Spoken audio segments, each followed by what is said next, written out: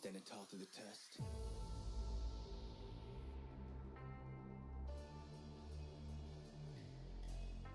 我的精神呀顽强，地上过不了，我是宣扬天空变化莫测，境况让人牵涉，快失败了也都没办法，你的安排像灾祸，在我看来你放着无奈，你的胜利也不受崇拜。我的精神呀顽强，地上过不了，我是宣扬天空变化莫测，境况让人牵涉，快失败了也都没办法，你的安排像灾祸，在我看来你放着无奈，你的胜利也不受。Standing tall through the test. I'm a true to respect. Standing tall through the test. I'm a true to respect.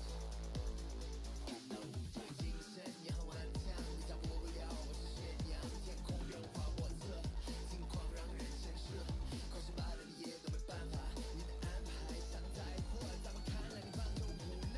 Now we still go ape, hey.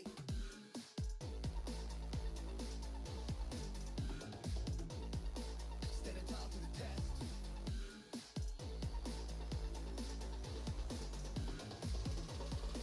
Standing tall through the test.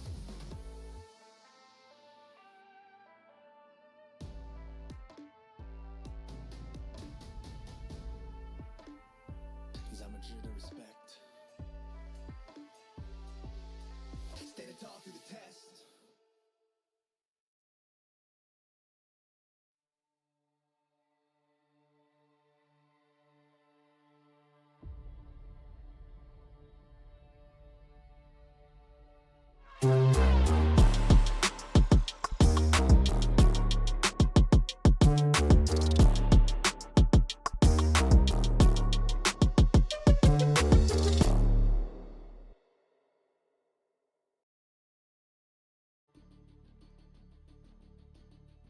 Welcome to Valorant Game Changers APAC. This is stage 1, and we could not be more excited. I mean, how could we not be, right, Tash? Especially after the high that last year left us on. I mean, after Game Changers Champions last year, we saw just how well APAC did. A lot of teams are hungrier. The scene is getting more and more competitive too, and this is exactly what we want out of Game Changers. So I am excited to see a lot of familiar names this week, and lots of new names and new faces as well, not just in the game, but on the panel too, because I am so hyped for what is happening on the mainstream as well. I believe Maggie Cover is making her hosting debut, yo. But before we get into that, yes, familiar faces over here. We have Mika Fabs, myself, and with Tash Buddy. What is up, girl? Hello, hi everyone.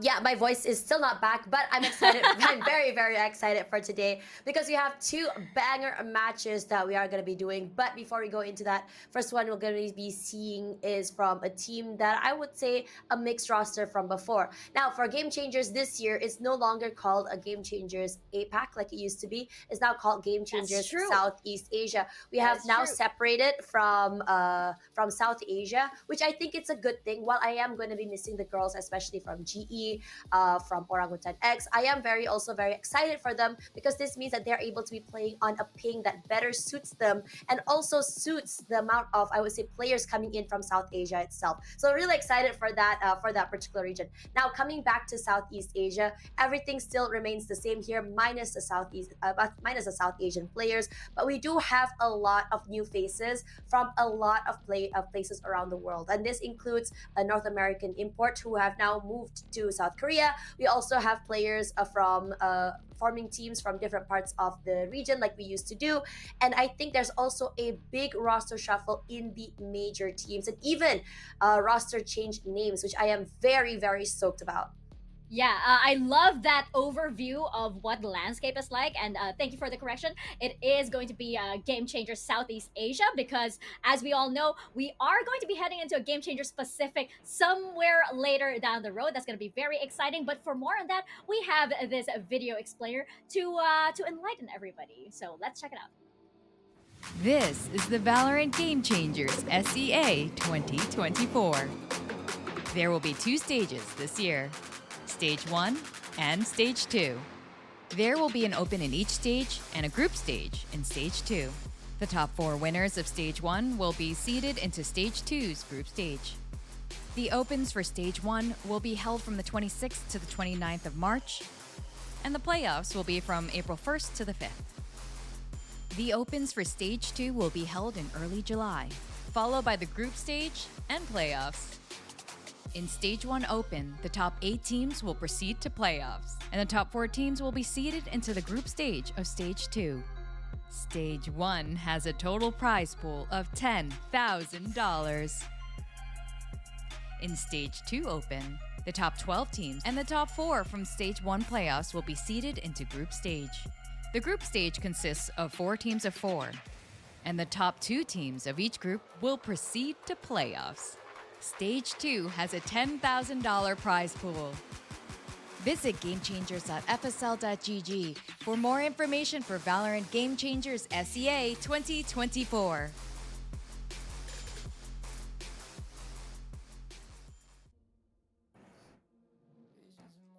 We talked about a lot of new faces and new names, but we also have this new format. Tash, what are your thoughts on this? Because I feel like there are a lot less chances to make mistakes this time around. Oh yeah, definitely. It's gonna be a lot more less chances to make mistakes, and I think it also puts it a lot less pressure, excuse me, on a lot of the players as well because the games aren't gonna be as long. Now coming into today, we're gonna be starting off here in stage number 1, where the top 8 will be getting to go. Well, we're here today actually in April for the playoffs. Now the top 4 from this will be heading over to groups in July number 2. There is still going to be an open in July where the top 12 will be meeting with the top 4 from this group, and then finally the top 8 from this particular one goes all the way to playoff stage 2 in July, and the top 3 goes to Game Changer Pacific, which I'm very excited about because I think previously we only had a very I think not a small chance, but it's a very long season, and it's very I would say only one slot for us. So this gives a little bit more chances, a little bit more extra for the girls to look out for. But let's have a look at the teams who have qualified. Yes, indeed. And I think that, while these teams may not look as familiar as, say, from last year, you will see a lot of familiar names there, especially, for example, Sipto Esports, where you do have the core of that SMG roster. And I believe on the side of Boba, which is, you see that number 2 over there with the adorable bear logo, you also do have some familiar names from the former RRQ Kaguya, and as well as Kohaibi, who was on that SMG roster. But you're right, Tash, this format encourages whatever momentum that you've built in stage 1 to continue and snowball throughout the year. So I'm expecting a lot of that for these teams, especially since, of course, the teams want that lion's share of the $10,000 prize pool, of course, and they also want to place at least in the top 4 because that guarantees them a slot in the group stages of stage 2, as you mentioned, and a much easier road to Game Changer Pacific. And for now, I do know that a lot of the players that we mentioned from last year, a lot of those players that you highlighted earlier are definitely going to mean that those teams that do have them are probably going to be the front runners. But I'm eager to see because there's a lot of exciting talent that, okay, we've never seen this player before, but when you look at the stats they have in the open qualifiers, it's like, wait a minute, this is really impressive. It really is. I mean, when you think about it, and I think today, looking at the teams, the team roster changes are definitely here. But before that, let's have a look at a clip of the players. but the positioning for the side of Team Lilith are really good. As RNG takes down Nico, they might be taking 2 down. A Boombot explodes. Is there a follow-up kill? Exchanging of gunfires. They're gonna be getting a 2K and a 4K coming from RNG. Oh, Tofi! What a takedown! Oh my god! You. Oh! Piffle trying to contest on towards that boathouse angle, peeking out. Oh, a little too overzealous here as Yu-chan is absolutely popping off. Probably gonna rush out again. Tofi is gonna get a good scan in. Oh, using an Odin! Takes out Sunny Piffle with Pew Pew. Yihua in the process. Good backup from VVV. They're playing ping pong at this point. 3v2. Hina pops the tailwind, but VVV is such a monster. To move in a good position. Oh, Psycho and Pocket! Both stealing 1 kill. H Psycho as well. Terrorizing with the operator. Oh, she gets the flick! Looking for the third one. It's a 1v1 now. Time is ticking. Not much time! What the hell was that, Pocket? Instantly pre-fires there. Oh my. Gets one. Oh! Gets 2! Shirazi clutches! Alexei now gonna find all 3! 1, 2, 3! Alexei! 3 kills! And with the new uplink, now Cypher knows where they are. And there's 3! Alexei popping off with Camille! Flawless for them! From the flank. All here, and we taking out Pocket already, and we taking out Sammy, but Jonah taking out Milky, and we taking out Psycho, and we doing a 4th kill, and we get an ace! And we get an ace! Informasi masuk dari dalam smoke. Ada 2 orang. Ditembak aja. Terkena timing oleh Mandu. Kelihatan berdua mereka. Hanya sekarang. Double tap. Informasi masuk bahwa ada 1 orang di daerah elbow yang berada di backside. Standby untuk mendelete 2 orang sekaligus. Dilakukan backup sama Rice. Good flash by Zandy. Oh my god, 1v4. Oh my god. Oh no. Casper gets 1, Casper gets 2. Trade on by FNX Fangirl. FNX Fangirl gets 1 more. Good flash by Kohabi. Do they know about the flank? It's just straight up. Oh no man, there's a spike. I was like, this is just straight up disrespect. Oh my god. Alexi takes out Casper right off the bat, but Rainy was the up in heaven is clean! Gets a 3rd for herself from the round. For Zipto. Oh my god, Rainy is absolutely filthy with it. The 4th coming out from Kamiyu. Rolling Thunder keluar, Kamiyu crowded step ke arah depan untuk menghindari Rolling Thunder. Kamiyu mendapatkan 2. 2v1 situation. Kamiyu dapat 3. Terakhir Rainy low HP. Lots of exciting clips there, Tash, and I love that there's like a little bit of the reveal of some of the agent comps that we are most likely to see coming out in these matches, right? But as we can see in our bracket, we do have a lot of banger matches here to start off our playoffs. We do have Sipto Esports and Mommy's Kitten happening over on our main stream, and while we on our sub stream, we will be having Aura Differential and Lilith. Aura Differential Lilith is something I'm very, very excited about. After this, it's going to be Rima as well as Dangerous Rose. Now, coming toward this, I think from the lower brackets, it's going to be a lot longer in terms of matches. As you can tell, it's definitely going to be an extra match, I believe. Yeah, an extra match. Oh my gosh. An extra match compared to the upper brackets. But it doesn't mean that these players cannot make it to the end as well. Now, on top of that, we are going to be sharing our schedule for the day as well. If you guys are looking for your favorite teams to watch, here we are. We have Aura Differential Lilith as the first match of the day, followed by Arima GC versus Dangerous Rose. And I am excited, very, very stoked for these 2 particular ones because while on the upper brackets we are seeing a lot of those familiar faces, the stronger names. On the lower brackets, we do see some familiar faces and stronger names, plus a lot of new blood as well, which I am very excited to welcome to the Game Changer scene. For sure. I mean, like, just the first match alone, like, we'll delve into that a little bit later, but there's definitely some exciting stuff going on there. But yes, you are currently watching the sub stream. Over on the main stream, by the way, we do have our APAC queens. We have Victoria and Maggie Carp making her hosting debut. So do show them some love. Feel free to jump and hop in between streams. A lot of us here on, Game Changers do the exact same thing. I myself will do the same thing. And they will be handling the upper bracket. While us over here, me, myself, Tash, and Colton and Pilsky later on will be in charge of the lower bracket. So yes, it's the first day, and you heard that right. The first matches alone already have eliminations happening, and we will be saying goodbye to 2 teams. But going into our first match, as you mentioned, Tash, this is very interesting here because these are 2 teams that I feel like could not be more different from each other, but also seem to be the perfect match for each other, if you know what I mean. So it's an interesting start to our stage 1 playoffs here, Tash. That's right. And then when we look at this particular playoffs, I'm really excited because it's going to be, I mean, if you guys didn't know, they do have to play Swiss to qualify, which means for 6 rounds, they have to win at least 5 to make it to the playoffs, and only 8 will make it too. And I think that is also very interesting as well, the fact that it's going to be a double elimination coming forward with a top 4 upper bracket, top 4 lower bracket. And also this is going to be a best of 3 until the finals, which is going to be a best of 5. That's absolutely right. So let's kick things off and get started with Aura Differential and Lilith. Let's take a closer look at these teams. Oh, okay. Or we will wait just a little bit while we pull up those teams. But as I mentioned, they're kind of the same, but different. I don't know, like our differentials roster, for example, is very interesting. Like we have players coming from all over. There are 2 very familiar names that probably stand out the most, right? As you mentioned, Tash, you brought them up earlier. We have Sawamura, formerly known as Capricious, and we have Starry Bun coming over from NA.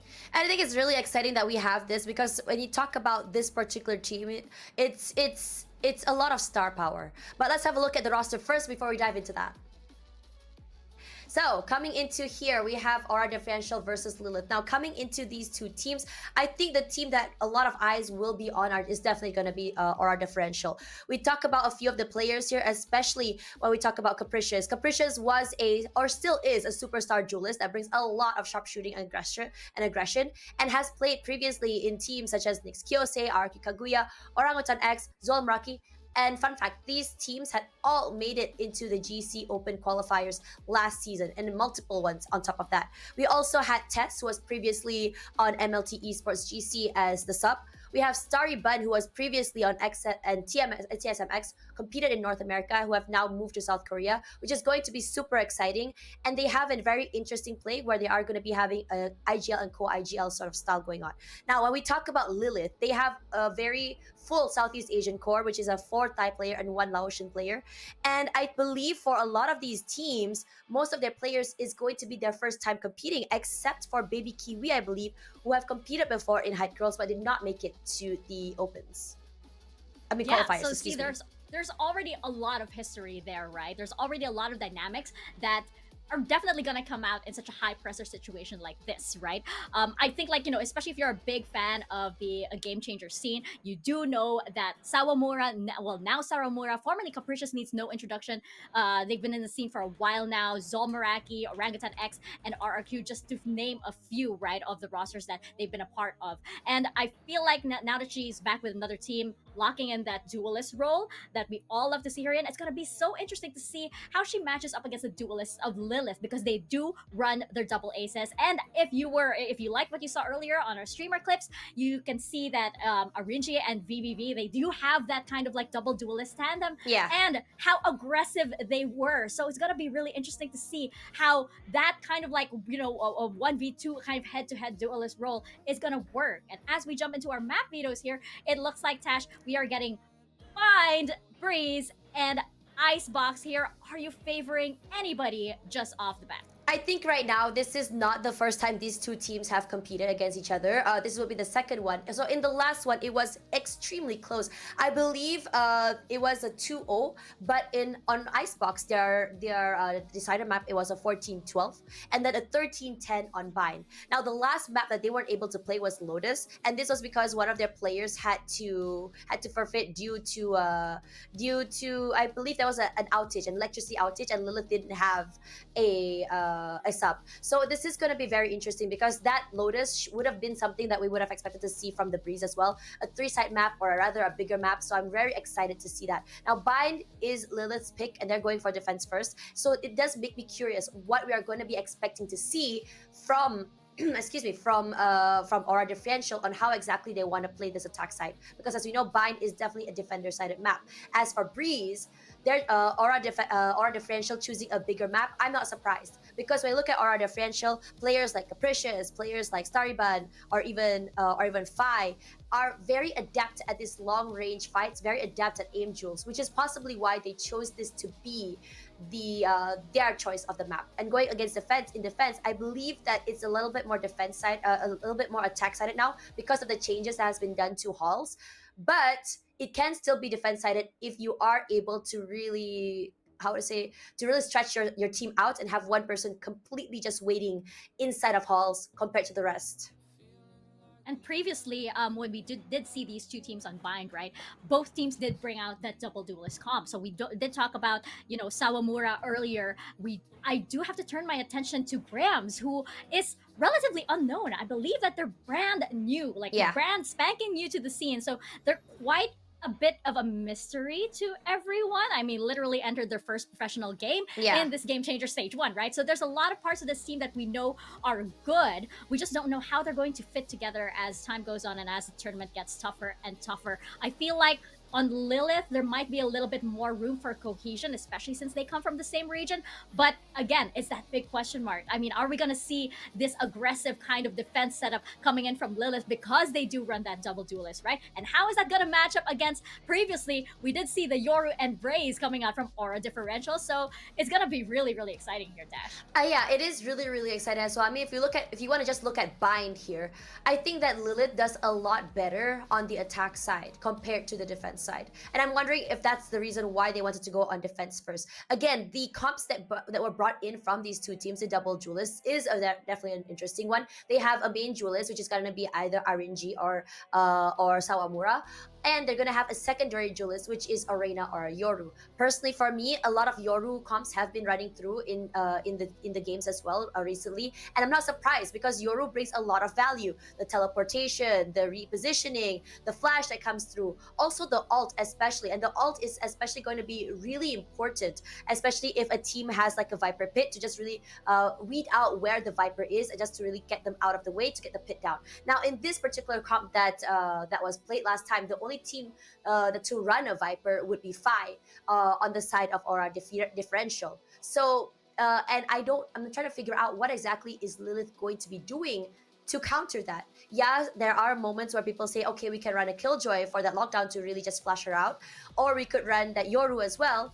But we can maybe see Penny with that Brimstone running the orbital strike to just kind of flush her out the area as well. Also very, very doable. Regardless, I am really excited to see how it's going to pan out. I mean, you were just talking about Graham as well as a new player, and I don't know why. I think throughout a lot of regions this particular year, we're seeing a lot of new blood, a lot of fresh blood on top of that, who previously could not compete probably because they were too young and probably were already scouted from a while back.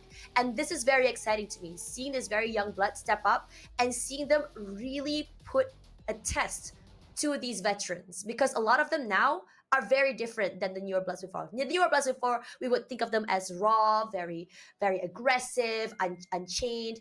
But for this particular time, it seems like a lot of change in mindset has come through, and I'm wondering if it's because of the early scouting teams have done.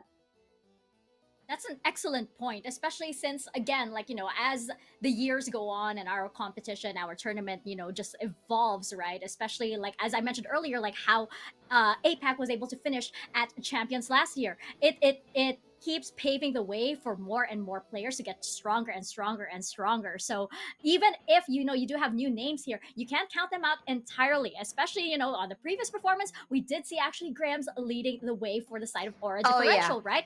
So it's really exciting. And as you mentioned, Tash, the Yoru, it's just it's been the age of Yoru all around. Everywhere you go, it's the age of Yoru. We find this age of being played not just as a duelist, but also as almost like an initiator fighter type of duelist now with a lot of information that can be gathered, right? So I love all of this, all of this, adaptation happening, and I'm eager to see what Starybud also has to bring into this region, because, like as you mentioned, she did come from North America, right? And she does have a lot of experience, especially since she was an exet, right? She was Yeah. on TSM a long time ago. So there's that whole new side of information that she can bring to the squad, which already has a lot of experienced players rather behind them. So that hybrid, that exchange of information and ideas, and lots of strategies that could be developed is going to be very, very exciting for Aura Differential. Yeah, I think for Aura Differential is definitely the team to look at, but we also need to look at Lilith. I think, coming from, I think quite a new team that's managing to beat out some of the big names. Like For Fun was one of those teams that didn't manage to make it. Actually was taken down by Aura Differential. I think this is going to be a very fun thing to watch. Now, when we look at Lilith before in terms of their previous matches, I think it's really, really exciting to talk about this particular team, because while the team is very new, they almost gave Aura Differential a run for their money. 12-14, 13-10 is definitely a big statement to make. And when you look at Aura Differential, there's a lot of eyes on RNG, their duelists. They were popping off 22-20, which means that yes, while the amount of deaths were quite a huge number, it means that the space has been managed to be done by RNG as well. And when you look at the other members, like VVV, also very exciting to me when you think about it, because VVV, I believe VVV has never competed before as well. To come this close to a team that has a lot of experience, who has competed previously, who has possibly played in so many different teams, looking at Sawamura, this is definitely something very exciting. And we all start to question, is it a matter of a chemistry issue in Aura Differential itself, or is Lilith just really this new talent, star power team that no one just has known and is about to be discovered? Yeah, it's I love that, you brought up like Discovery, just because there's gonna be so many new talents here that are soon to be household names here. That partnership between RNG and VVV is also so interesting. As we mentioned, going up against, potentially Grams, if they seem to be flexing I'm a so little sorry bit, so to we're cut not you. sure yet. I'm really Yeah, go excited ahead. about Graham's, because Graham's agent pool is insane. Insane. Yeah. They have played so many different agents in such a short span of time. Very flexible. The last 3 agents they played are Reina, KO, and Harbor. Those are 3 different styles of play altogether. And even then, they also have a track record of running a Yoru, a Red Gecko, a Sova, a Sky. You know what?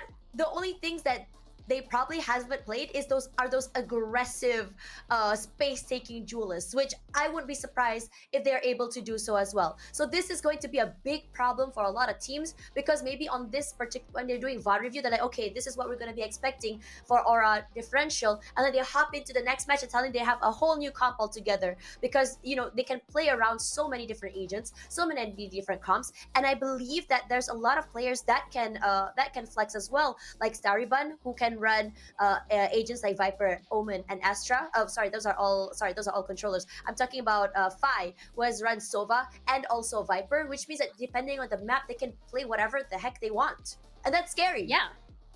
It's absolutely scary. I mean, and you just look at who Grams will potentially be partnered up with in that duelist role. Maybe if they run the same comp again, right? You look at Sawamura, formerly known as Capricious.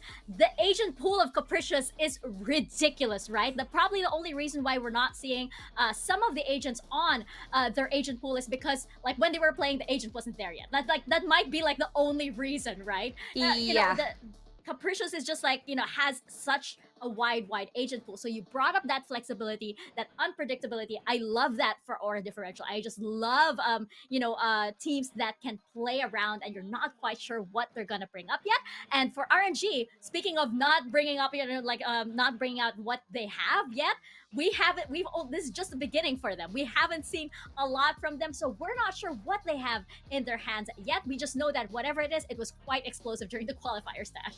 Yeah, this is going to be very, very exciting. And I think that when we look at Sawamura, or Capricious, you have to say, I mean, I think I'm going to have to disagree with you about the large agent pool, because I think she has only played Jet and Raze previously. And I think that it's because she has always been their star player, their duelist.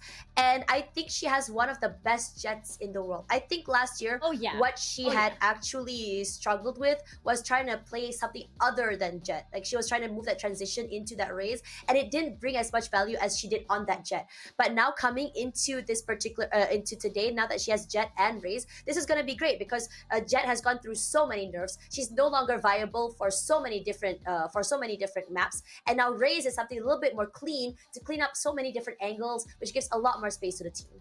I even wonder if she's gonna bring out the chamber, because we did see, Capricious on the chamber a while back, and now that that's coming back into the meta, it could be a possibility. Hey, ISO, who knows? That did happen during the qualifiers, right? So let's jump into Agent Select right now. As Tash and I argue what could happen, let's actually see what will be happening right now on Bind. Let's bring up our agents right now for Aura Differential and Lilith, and we are getting pretty much the same composition that we had for the qualifier stash. I'm really excited about this one. I think the 13-10, which means that I believe that teams that have gone through losses will definitely be the teams who learn a lot. Now, this is going to be a very pivotal moment for Lilith, whether or not they can retake this map. 13-10 is a very close scoreline. Now, for me personally, I am a big fan of the Yoru and Raze comp. Mostly because there's a lot of space to be taken. You can teleport in, you can reposition in. The flash is obnoxious as it is compared to like Arena. But Arena, I think the value Arena that can bring in is a lot more aggression. Either she wants to play alone on a different side for a lurk, or she wants to play on the side, is also very, very possible. Regardless, I think the casters are very, very ready very soon. For me personally, if Aura Differential can manage to put a bit of a better setup for defense, this might be a great thing, because both teams look to be looking very great on attack, but what about defense?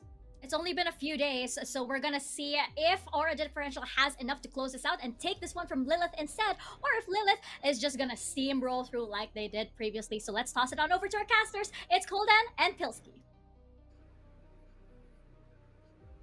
Thanks so much, analyst panel. Mika and Tash did a fantastic job of just talking us through the format and summarizing the match that we have in front of us. Koldan, how you doing? How you feeling about this game today? I'm excited. I mean, this is the very first match that we're going to have on broadcast, and my first time casting with you as well, so we got a lot of new things, a lot of new faces, but for sure, I do expect some bangers, right? These two teams went head-to-head previously in that Swiss stage, and it was really, really close, as the Des mentioned, right? 13-10 and 12 and 14, both of these teams could not be separated, and we're going back to the same map, so honestly, a lot of mind games, I believe, got to be played here, but it's got to be interesting, right? Because exact same comp, what have they been cooking up? Have they, maybe innovated some new strats? Have they tried to refine some mistakes? A lot of questions, and I think having an exact rematch on same maps, same agents, it's got to be a lot of mind games in there, and I can't wait to see how things pan out. Yeah, I'm keen as well. I mean, you're totally right. Literally could not separate these two teams. They didn't finish their last map, and we're going to get a different map this time around in the veto, different order of things as well. I think Breeze is going to be an interesting one for sure, because that's only a map that Aura Differential, who picked it, has reps on, whereas I don't think Lilith has played it so far in this qualifier. So I'm hoping that they have that, in their pool. They don't have any reps in officials, but hopefully they put some prac in. Worth mentioning though, only one small agent change I did notice, and it's something that you won't usually mention too much, but it is just the fact that Aura Differential has slipped the Brim in instead of the Astra. So that's going to change a few things. You don't have that same kind of global ability to throw your smokes around. You won't have that wall kind of setup where you can use that on an Exi. Brim, a bit more of a classic pick, of course. And to start things off, Koldan looks like Lilith are pushing in through bathrooms. Graham's going to take the first duel and just fall off the line. So Yoru TP pushed out, and you are going to see the Sky Dogs sent into the site here. Yeah, that's information that there's quite a few players towards the showers, but it's gotta be a B commits. Only Baby Kiwi here, and she's completely given up the site over, you know, as the only Cypher there. The trip's not getting too much value, and ooh, aura differential. What a push the issue. They're flanking around. They've caught Baby Kiwi back turn. No idea whatsoever. They're pushing even into CT even further. Double flashes to just deter the defenders, and all the meanwhile, A is already stuck around from the A side. A backstab eventually going to be coming in.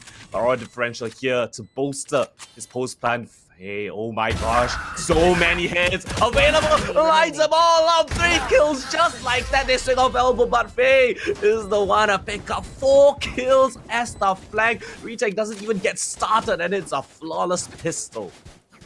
That's just beautiful from Aura Differential, you know, pushing, you know, bathrooms, getting some info that they did have a defense push. You get the Yoru TP straight off, and you've left the Viper behind on the lurk for the late wraparound. Just a 4-1 being used on the attacking side there from Aura. Gets them that opening round. Really nice pistol from them. And look, we're going to have to see this Cypher get some more value. They were talking about it on the panel.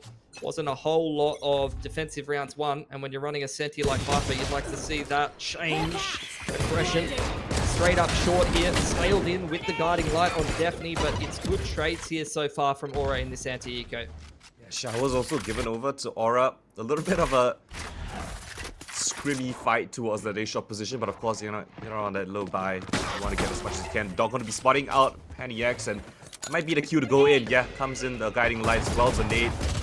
The damage to that U-Haul position, but RNG, what a beautiful shot coming through from that triple box position. But Graham's here to recover that piece of map control, and should be going down without too many issues. Not much utility. Burst up through the smoke, and as it fades, ooh, spotting the Raze out in the little corner. Just 2 HP to boot. Any damage here would be great, but Graham's great shot right there takes down. He's one of more of the players on the backside. 2 versus 3. Classics in hand. Tess just lights them all up. Beautiful taps from the Garden into the clean second round. 3 players standing.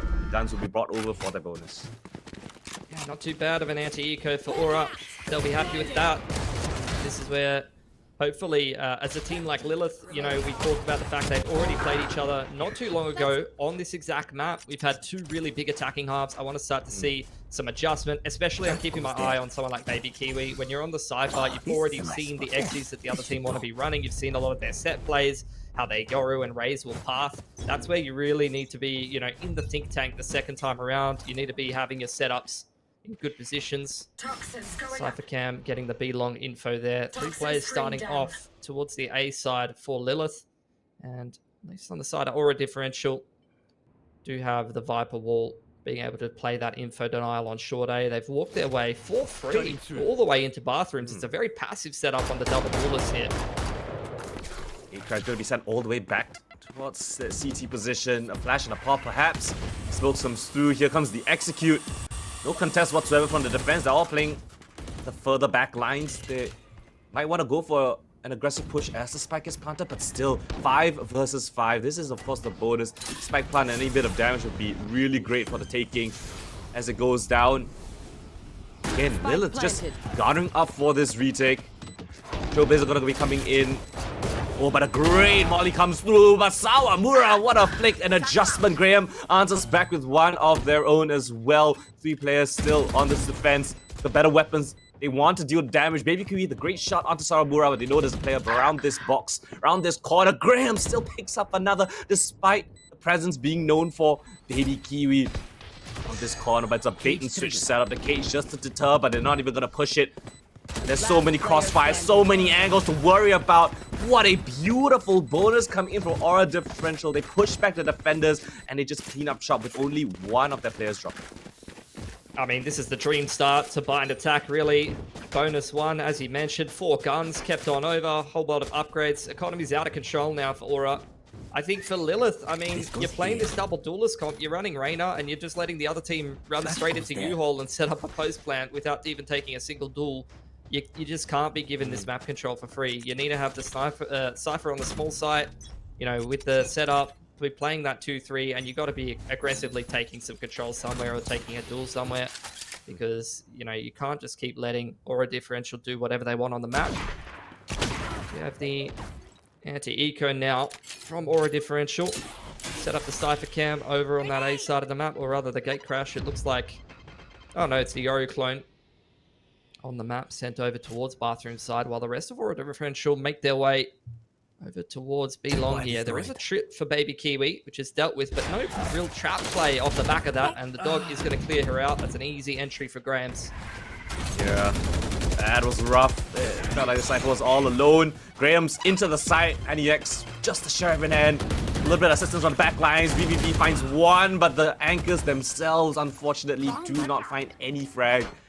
While they did manage to find a look towards that A side, the problem is that B1, the spike going down, floor play is still standing. Might be difficult to give this one a look. VVV with that Vandal that she managed to just pick up might deal a little bit of damage, but it doesn't even matter. What a fantastic timing found by Starryban. She's out that elbow and lines them both up. Yeah, I really wanted actually to see one of the other agents that wasn't the Brim get that last kill on the anti-eco, especially with how strong their money is. I'd really love to see that timing of Yoru or the Showstopper ult be brought into the next round. The Sky ult, now they have to go do it the hard way, go farm an orb over on bathroom side. Change up at the setup though. You got to move the Cypher over towards A here. Once again, looks like they're giving up bathrooms. Just Brim Cypher playing backside on A. I need to see these duelists get active here. Looks like a bit of a B long push guarding light. Going to be sent out. Scans absolutely nothing. So early flank coming in here for both the Raze and the Reyna. In fact, Sky even committing to the push with them as Aura Differential look to set up as they execute. Switch up, as you mentioned. Cypher now on the A side, and it's the correct read. Slowly walking in. It's a bit of a contact play up. The smokes go down. They should be able to avoid those trips. And again, do they want to fight this? Does Lilith want to fight the execute itself? No, they're just going to wait for the retake. Wait for the three flankers to come through. The Yoru ult comes through and spots a Baby Kiwi. A bit of chaos being thrown in, but not too much. It allows the flank to find a little bit more timing. Brimstone's gonna be watching the flank, but it doesn't matter. Paddy X gonna catch Saumura, a bit aggressive. Starryban gets caught out as well, not expecting three players on the flank. The flash, as well as a bunch of scouting utility. They clear out these corners to perfection. It's just Graham's left alone in a 1 versus 5. How is it turned up in this situation? Blinded, the spike being stuck as well. There's no chance in hell for Graham to pick that one up. And a great retake with a triple flank comes through for Lilith to post their first on the board. Yeah, I mean, they're not playing against a team with a, main Senti. They are playing the Viper comp. The info denial and the lurk power of that wall is obviously something that shows a lot of popularity in the meta. But against these kind of comps, flanks are open for the taking. Quick plays down hookah, pushing down mid, quick flanks and things like that are definitely something you need to be mixing in as Lilith, and that's a perfect example of why it's such a strong play at the moment. This is where the big ults come in from Aura Differential though. Showstopper, Seekers, you one off the orbital as well. Or rather, Showstopper, Seekers, one off the orbital and two off the Viper ult. So getting pretty close to a lot of big impact ults. And it's going to be a slower default this time for Aura Differential. I think they recognize, you had a pretty free bit of map control go the way of the double duelist off of just the guarding light in the last round. They want to try to make sure they're keeping an eye on all of these info lines for the defense. Make sure they're not losing to some quick push straight down mid or, quick play down B long previously. But once again, I mean, I'd love to see Lilith get active somewhere in the map. They're sitting all the way back with this double duelist comp again. And this is where Aura, they're being able to take bathrooms for free. Reyna's going to lean on over. Brim sitting up in heaven playing off the trips, but there's just really nothing contesting this push. In goes the Seekers.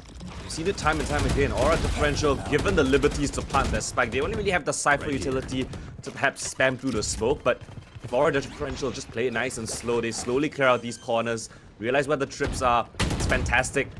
Trailblazer coming through, it's not getting destroyed, so that's a lot of real estate. It's just gonna flood through the U-Haul position. A flash, a counter aggression. Graham's with a perfect shot finds onto VVV. But still the defenders push on forward. In a great position as well, but definitely gotta be the one to pick up that frag. Great trades coming in on the site itself. It comes down to a 2 versus 3. Showstopper being activated to push through on a short position, but RNG somehow flicks onto Sawamura 10 feet in the air. They post their second in a row. Spike defused. Another really nice retake there for Lilith. I guess that's what they're comfortable with stylistically. I mean, the comp, I don't really see it playing that way, but it seems to be working out for them so far. I think for Aura Differential, what they needed to get better value out of in the previous gun round and this gun round is just disrupting the retake a little bit better. I really like the, I think it was round 2, they moved the Viper Orb over deep into U-Haul. Every single time that Lilith comes in for the retake, they trailblaze through U-Haul as the thing that starts off their retake. So if you control U-Haul, disrupt it, maybe you can go for a flood through the side smokes with a Yoru flash or a Sky flash. That could be really difficult for Lilith to deal with their comp. So I think for Aura, they need to recognize, you know, how the other team is retaking and start to understand how to disrupt that. Yeah, they really love to just play really far back despite having double duelists. It's a bit unconventional, and as you mentioned, it's a unique play style, but you know, they posted 2 rounds in a row already. Got a bunch of ults. Might be a pretty interesting round. The way the 2 attack sides went last time, if they can get like 4 or 5 rounds on bind defense playing like this, I don't think you're going to be complaining, to be honest, Coldan. Alright, I mean, it's still pretty evenly split, right? Lilith, they're not too concerned about getting control over, you know, the extremities of the map. They're happy to let Aura pick up what they want, but the commitment towards this A side. The spike is leaning towards the B teleporter. There's a bit of presence shown, and here comes the teleport into that A site. Again, Cypher's here. The utilities might not be the best. Oh, what a great flash! Awkward fight coming through the run and gun. AD. Baby Kiwi finds that frag. Taz, the great frag as well. Here they go. Aura Differential pushing the issue. They find that Cypher.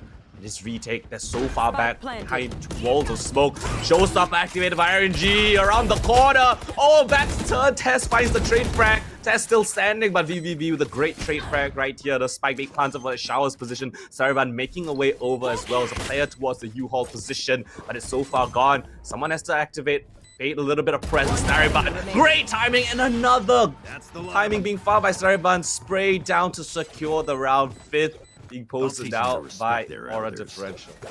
Yeah, very nicely worked. I think that's just such a massive round for Aura Differential. You saw, I mean, the way Lilith was playing, once again, pretty hard retake, but when you have that many big impact ults, it's something that you can kind of pull off a little bit easier. You saw the Showstopper to kick off the retake there.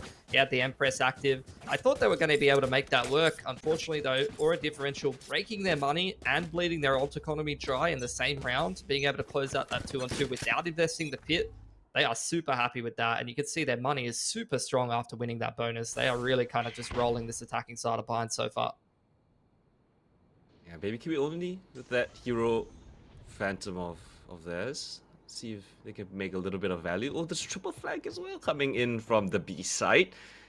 And as you mentioned, no sentinel. Someone has to hold the ground. Someone has to find the frags. Graham expects that aggression on that low buy round. Penny X tag down low as well. Last 2 defenders on this A side stuck to this U-Haul position. And Graham's aware as well of this flag. Oh, but VVV with a great frag right there picks herself up a weapon to use and disappears into the night. Now that they have no idea where this Reyna has gotten up to, that trying to find it. The cabbage is looking. What a great call as well. Yep. Now they know the Reyna's there. 2 players towards A. Hey, B's free for the taking. Yep, they're going to call the pivot, call the audible all the way back towards B. Just a singular smoke, open plant. Cypher and Brim over on that A side of the map. VVV just kind of playing to contain the pivot back to A, or maybe a TP. But this is going to be a difficult retake now. I don't think they're going to be wanting to invest the orbital unless it starts to get a little closer. It looks like it's going to be a guiding light to maybe peek in the mid round, or they're going to late wrap elbow. There's the TP from the Reyna cooldown. Pressures onto that brimstone of theirs. A lot of information. There's a lot of players inside. You said they didn't want to use the orbital strike, but they are going to invest it. They want to win this round. They need it. Low on their round counts. Tariban from the long position. They flank in from that CT position as well. VVV caught between 2 worlds. And that investment comes out not. Another round Aura Differential. They post up on that board. Yeah, I don't understand the investing the orbital there. I really feel like it's a pretty low percentage retake. You're so far out of position. Nice and open plant for the defense. They can pretty much play that post plant however they want. I don't think dropping an orbital there is really going to be much of a difference maker. And you can see they didn't even manage to take a single gun away from Aura. Even if they did win that round, I don't think you're going to see the reset or anything like that. Regardless, though, going into this round, Yoru ult there for Graves. You do have the Viper ult. These are the kind of rounds that sometimes can just play themselves. Just Yoru ult in, scout the setup. Who's next? You kind of adjust things as you like. There's the Yoru ult through Baths. And scout the entire setup. You know that the Cypher is playing on this A site, and you just want to get this Viper's pit down ASAP. My god, there's so much information. They know that 3 is here, and yeah, they call a pivot, but doesn't matter. They're too invested already. Petty X and VVV shut down the initial string of attackers. Spike is kind of lost towards the A-short position, a little bit exposed as well, so it's not easy for them to pick it up. And what you mentioned as a round that could play out by itself kind of falls a bit flat. Both of the players not getting any value on that execute. Yeah, 3 on 5. Looking very difficult now, just cycling the one way over and over again. Molotov goes up as soon as all of the Viper util from the attackers goes up. Just really didn't think they got enough out of that Yoru ult both of the times that they've used it. Wanted to see the investment of the Yoru flash and make things difficult for Lilith to defend when they dive backside like that. Welcome to my Viper's pit over the spike. It's not enough to actually get the plant onto the A site, and there is still a trip in the way, so I'm not sure how they're going to make this work, but that's a nice pick out bathrooms from Grams. Taps the trip, but no capitalization off of it, and the TP across. What a great call. They know that there's quite a lot of presence here, but do they expect one more on the B side? It's RNG as the Raze shuts them down. They swarm out of that hookah position, but hot on their tails. Tess has the plant here. No assistance whatsoever. Graham's far, far away. It's a 1 versus 3 essentially right here, right now. Tess, she's been known for greatness. Gonna find 2 kills at the back of the side. Realizes that the Cypher's coming in from that hookah position, calling in for Graham's assist. But does she even need it? 4 kills. Solo holding this beast side. An aura differential, putting up crazy numbers, crazy clutches. What is that round from Tess? It's huge. Yeah, some individuals making massive impact here for Aura Differential right now. And that's what I was talking about. You're seeing multiple players for Aura Differential diving backside. You have Sky Yoru. You have a Yoru who's in the Yoru ult. Like, can we get some extra flashes to be able to support some of these peaks wrapping backside? You know, that's exactly what this comp does. Especially when you're disrupting those kind of setups, and unfortunately that's not what they did, but clutch plays is just going to mean that they can close a lot of these post plants. Lilith giving them a lot of room to work with in general. Like, it feels like even though they're playing this double duelist comp on defense right now, they're just letting Aura Differential have the entire map most of the time. There's no bathrooms control setup, there's no B long control setup. They just sit in a passive setup every single round, and it's really not working out for them. Even when they find the first two opening picks, they just get 3v5'd. Yeah, I mean, it's such an interesting strategy to play with the double duelist. You don't have the Viper as well, so you don't have that perpetual smokes that you could just throw up whenever you want. I mean, on the defense, it's a pseudo senti anyway, right? Like, it helps you hold the B setup. You have the wall for hookah long and bathroom, so that's something you'd probably want to be using to hold on to bathroom control as well. Like, that's reading the way that this comp plays. Like, I really think that you're playing with double duelists, like pushing bathroom, taking duels, or you're pushing out B long. You're playing more fluid, especially against a no senti comp on the other team. I'd love to see way more fluidity. I'd love to see, like, you guiding light mid and the duelists walk down mid or something like that early into the round. You take those deep info lines, because when you're playing double duelists on defense, you know, it's very common on maps like Split, for example. You always see the duelists being active. They're always doing something because they kind of have to play like that. You don't have, you know, that guaranteed senti util. You don't have the cycle of the Viper wall like you were talking about. And we saw, like, the rounds that they actually were able to put up. One of it was thanks to that triple push down B long, right? That's just off the guiding light. Double duelist along with the Sky went for that fast flank. I think we need to see a little bit more of that if Lilith want to have a say in this half or even this map. Yeah, I'd love to see, you know, traps off the Cypher cam, for example. Like, get the Sky flash off the Cypher cam, something like that. You have a TP crunch bathroom side. That would be fantastic. The walk down, though, is only a half buy, dealt well with by Aura Differential, but actually ends up going 2 for 2. I don't think you're unhappy with that if you're Lilith. They're pretty unaware how many players really reside on this B bomb site, and this is giving Lilith a bit of time to actually start to rotate back in. Only now clearing hookah and starting to make their way into the site here. Side should be clear for the taking. No obstruction whatsoever. Lilith, no information at all. So they themselves are playing a little bit slow and further back. VVV has that Reyna we need her to really pop off. Get some Devours going. A flash in, a fast retake before the spike goes down perhaps. Here we go, into the side, a great tag onto Graham. Here comes the double flash and Showstopper invested, but it doesn't hit anyone. A phase then, so Sawamura, Penny X, 1v2. Anything that they would need, but Sawamura, 4 kills in the round, shuts down aggression on Belong and then closes out the round as well. Yeah, very heads up to give the raise to plant there. She was one off, so that really allows them to secure the round a little bit cleaner. I think, you know, it didn't look as intentional now that we watched the replay of the exchange over on B Long. She just happened to be the last person who died next to the brim, or who was alive next to the brim rather. But look, 8-2 for Aura Differential. It's been a really great attacking side. Not only just being able to recognize that they could just contact wherever they want. They're being given the whole map. They're never being punished when they take bathroom side. They're never being punished for walking up behind the Viper Wall, which is pretty common with this kind of comp.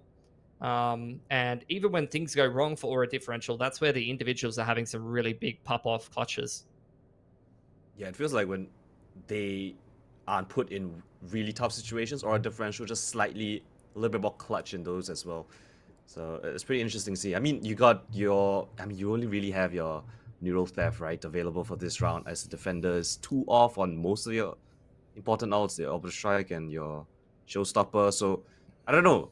Pilski, what would you call here? I mean, apart from like the aggression, what's something that... That's what I'd call. Like, straight away, it's got to be either I'm recognizing how Aura Differential is playing, so we might put a Cypher Cam over the top of the Viper Wall if you expect them to go short A, and then you're doing a raise nade trap off that, something like that with the Sky Flash. You know, some kind of either Cypher Cam trap, or you're doing some kind of push somewhere, like you're just taking Bathrooms control with Raze and Reyna, or maybe you're doing a bait setup like Sentinels like to do around that Viper Wall. You get the Raze like deep in that short A corner, you have the Sky flashing off that through the Viper Wall, and then someone taking contact from U-Haul. You know, some combination of that. Get active, get aggressive on the map, start being assertive, and stop letting Aura Differential just go wherever they want on their attacking side of bind. Lilith, they've got the firepower to work with, right? We know, at least from the stats that we've been seeing, right, from their performances in that Swiss stage, they definitely can put up those numbers, but we're just not really seeing that little bit of chemistry, a little bit of disruptiveness, right, to just throw Aura Differential off their kilter. I mean, right now, Aura Differential, when you let them set up, they will go for those executes, and they do it pretty solid as well. They have I think pretty look, decent the thing that is making me question this map so far is just because if you literally click on the last time these two teams played bind, the first half was, what is this? Doing maths on stream is a bad idea. 8-4 attack side for Aura Differential, and then it was like a 10-2 attack side for Lilith. So both teams just domed each other on attack and had really rough defenses. Hold that thought for the time being. Getting straight into the B site here, Call Down. Yeah, here we go. Aaron J. Ooh, with a nice spam through, but it's actually VVV to find that kill on the backlines. Faye with a nice trade right there, and look at that, Aura Differential just call a pause. They found the 2 kills and they have so much time to work with. 1 minute left on the clock, and you can see the confusion or the question mark being popping up in Penny X's mind. Where did they commit it off to? Yeah, this is big. You know, Aura Differential just calling the freeze as soon as mid contact is made. They're able to actually punish that aggression out of Hookah. Fake TP across to the A site from the Yoru, immediately TP's back, which pulls the rotate from the brim. It's just a Rinji to try to hold on to this site all on her lonesome, and 4 players contacting straight out B long. Barrel spotted. Or lineup perhaps? No, just the one. Hoping for the second, but Sawamura's there for the trade, and got the Neural Theft. Not the best ultimate in this situation. A great Molly just to deter them for a little bit, but retake both from the same direction is gotta be difficult. Sawamura's been great at this angle as well, dodging off, playing off each other's contact. The Seekers just to confirm the 2 positions, the left-right setup. You have to hit some blinders. Patty X, unfortunately, BBQ goes down. Left alone. 1 versus 2, they just swing out wide. With 3 players still standing, Aura Differential up to 9 now. Round in the half. Yeah, looking like a 10-2. Money is not great on Lilith here. Gonna have to try to put together, you know, rifle, light armor, down to some Bulldogs, some Guardians. Not gonna be the ideal buy. I have to skip a couple pieces of util. Got to come up with Showstopper is there. Do have the orbital ready, almost ready for Panny, so that could be massive if she's able to find a frag and reactively use that orbital, maybe on the retake, something like that. That could be massive. It's going to be the Cypher util on A. Reyna playing U-Haul. Push straight down B long. The guiding light is a big tell though. Every single time they've made a push somewhere on the map, it's just been the guiding light to start that push off, and I think Aura Differential might be reading into that sooner rather than later. That's not really what you usually see your Cypher doing, but look, at least someone's doing it. At least someone's getting in there and finding the openers with the double duelist comp. Feels like Baby Kiwi, first one to get a lot of the contact. Rifle passed over to BBV. Empress being activated. This is where you want to dump all your ultimates. The last round, the half, of course. Smokes come through, and again, Lilith not going to playing ahead of it. They don't want to really push that issue. They're going to let Aura Differential have control of that. Orbital Strike to clear out U-Haul. No one's there. Smokes fade. This is a chance. This is a chance for Lilith to answer back. The counter Orbital Strike comes in. And Lilith, with that Empress in hand, finally, perhaps a chance for putting a round on the board.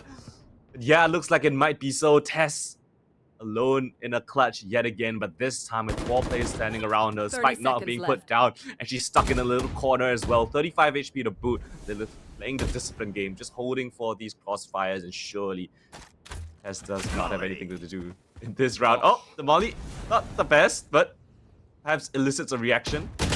14 seconds, they have to do something, and yeah, Tess eventually gets spammed out, finally, out of the box. So, 3 rounds to Lilith's name, finally. Yeah, not the best half on the defense, but look, that's what happened last time. Let's see what the panel thought of that first half of blind here. Gotta love seeing Aura Differential in action, Tash, and we knew that this team was going to be very, very aggressive, but I love how active they were. You know, Pilsky kept talking about how, you know, they would really take up so much space and like make sure that every single angle was covered and make sure that that map, that the rotations around the map were like all covered. And I feel like he's absolutely right. Like Lilith just let them actually play into them. Yeah, the problem with Lilith right now is that they weren't really too excited, or rather not taking the initial what's that word? The initiative. That's the initiative to actually go for that first contact play. They have a double duelist comp, which means that aggression has to be fought with aggression. They have to play these corners. They have to go for these angles. They have to play for these side holes, and they're not doing that. And Aura Differential has done such a great job of just making sure they can avoid getting to the site where Baby Kiwi was. The only moment where I really felt there was a little bit of life in the defense side was when Baby Kiwi played the first contact hole. And as Pilsky said, you do want to have someone doing that, and it should be your duelist, but they weren't taking advantage of that. Yes, there were rounds that they were winning when they were able to do that insane, I would say 2 rounds in a row, where they were able to find that answer in how to play retake against Aura Differential. But the problem now is Aura Differential, after they've managed to figure it out, they weren't giving that space anymore, and they weren't really finding that answer, that holes into how exactly to play against such a very aggressive defensive hold that has insane crossfires. How many times have we seen have Aura Differential been given that space to not only prep for the post plant, or also place themselves in these crossfire positions where they're not able to breach into it? And that's the problem that I'm seeing right now. And I think in this second half, or Lilith might just have the chance, because again, their strength comes in their attacking side. Yeah, and last time that is exactly what happened, right? The score wasn't too far off from this, and then suddenly Lilith was able to make a comeback. So we're gonna see if that's going to happen again. I just want to point out as well, you're absolutely right, Tash. It was when they got that confidence, or maybe when RNG just got that showstopper up, that they were able to really, really fight back. But they shouldn't have to rely on those big guns to be able to do that. But we're gonna see if they are gonna bring out those big guns, at least the confidence to do that as the sides switch around. So let's toss it back to our casters. Thanks a lot, Mika and Tash, and we'll see. Look, big road for Lilith to climb on this attacking side. They were able to do it last time. They won 13-10 on this map versus Aura Differential in the last series, Coldan. So let's see if they have something special. Yeah, they did have a pretty strong streak in the second half as well. They won out like the bonus and then just went on a crazy win streak of rounds. But, of course, it all starts with the pistol. So let's see what they have in store for this one. There's a Viper wall across bathroom side. Yori with the TP. There's a flash out of the Brim smoke. Immediately dealt with anti-flash positions there from Lilith, playing around that absolutely perfectly. And it is a bit of a tell to have the Brim smoke down the bottom of B long. Very, very common to have guiding lights out of that. Gecko flashes at the moment. That's been punished very well. 3 players leaning over to this B site here. And that is something you could do with the Oreo comp. Just leave your TP behind and stack the site that you expect your opponent to hit. Got the flank timing here. Fee's got a lot of information in the middle of the map. Out comes the Trailblazer from Lilith. Molly comes through just to delay a little bit. Starry Bun's here to deter, but there's assistance as well. On the backside, Graham, Saramura both find kills. Saramura off of Hookah as well, just playing around that little smoke that she was given. Drops the nade just for good measure. Oh, spots out the Cypher within the smoke. Saramura being a menace right here. Spike, not even planted yet. Definitely trying to find some sort of advantage, pushing the issue. But Sawamura leaves it. The timing could not be better for Sawamura. She just disappeared into the night. Definitely just scratching her head. Where did that raise go? Where has she gone to? What a beautiful call as well. Both of the defenders playing together. Going up, ensuring that there's no isolated 1v1s. Definitely has to somehow isolate these fights. 2 guiding lights available. Yep. You have the spit in towards Cubby's side. Saramura creeping out. It's a nice timing for Daphne to take, and did dink the Viper there, but armor purchased up by Fi saves their life. And that's going to be 10 up for Aura differential. And you can talk all you want, Coldan, about big attacking side comebacks, but this is a low bracket game right off the back. A lot of pressure, and you've just lost second half pistol after going down 3-9. I do not think there's very many teams that can make a comeback like this happen. It looked so good as well in the execute, right? They initially had so much success, but that little corner that Sawamura was just playing on, the box, the jump out of Fuka, that was just so annoying. Like, what can you do about that? Just if she finds a small little gap, it just abuses you the hell out of it. Yeah, and look, big pistol round now going into the anti-eco. She's already 4 into the showstopper. That could be a really early raise rocket timing that could potentially just end this game. It's actually a force buy out here for Lilith, straight into the side for Arinji. You got the main being able to push these defenders back into bathroom, but they're kind of cowering away, and Cubby running into the crossfire here, and Sawamura is making their lives very difficult. All on Panny X now. Has a chance of maybe TP, but caught by the guiding light, somehow stays alive. Can't even believe that she's alive herself, to be honest, but it's going to allow her to potentially get into the B site and into a 1-on-3 after plant here. Has a molly to work with as well. And they take the TP as well. They just want to run her down. They know that she has to be somewhere within the site. Reveals her position, but what more can she do? Just a Spectre and yeah, it's going to be it.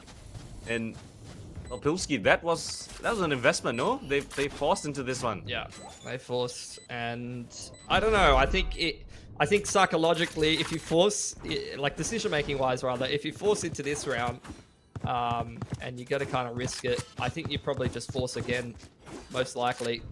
Give it another crack, because you did get the plant. You took, what is this? You took 2 guns away.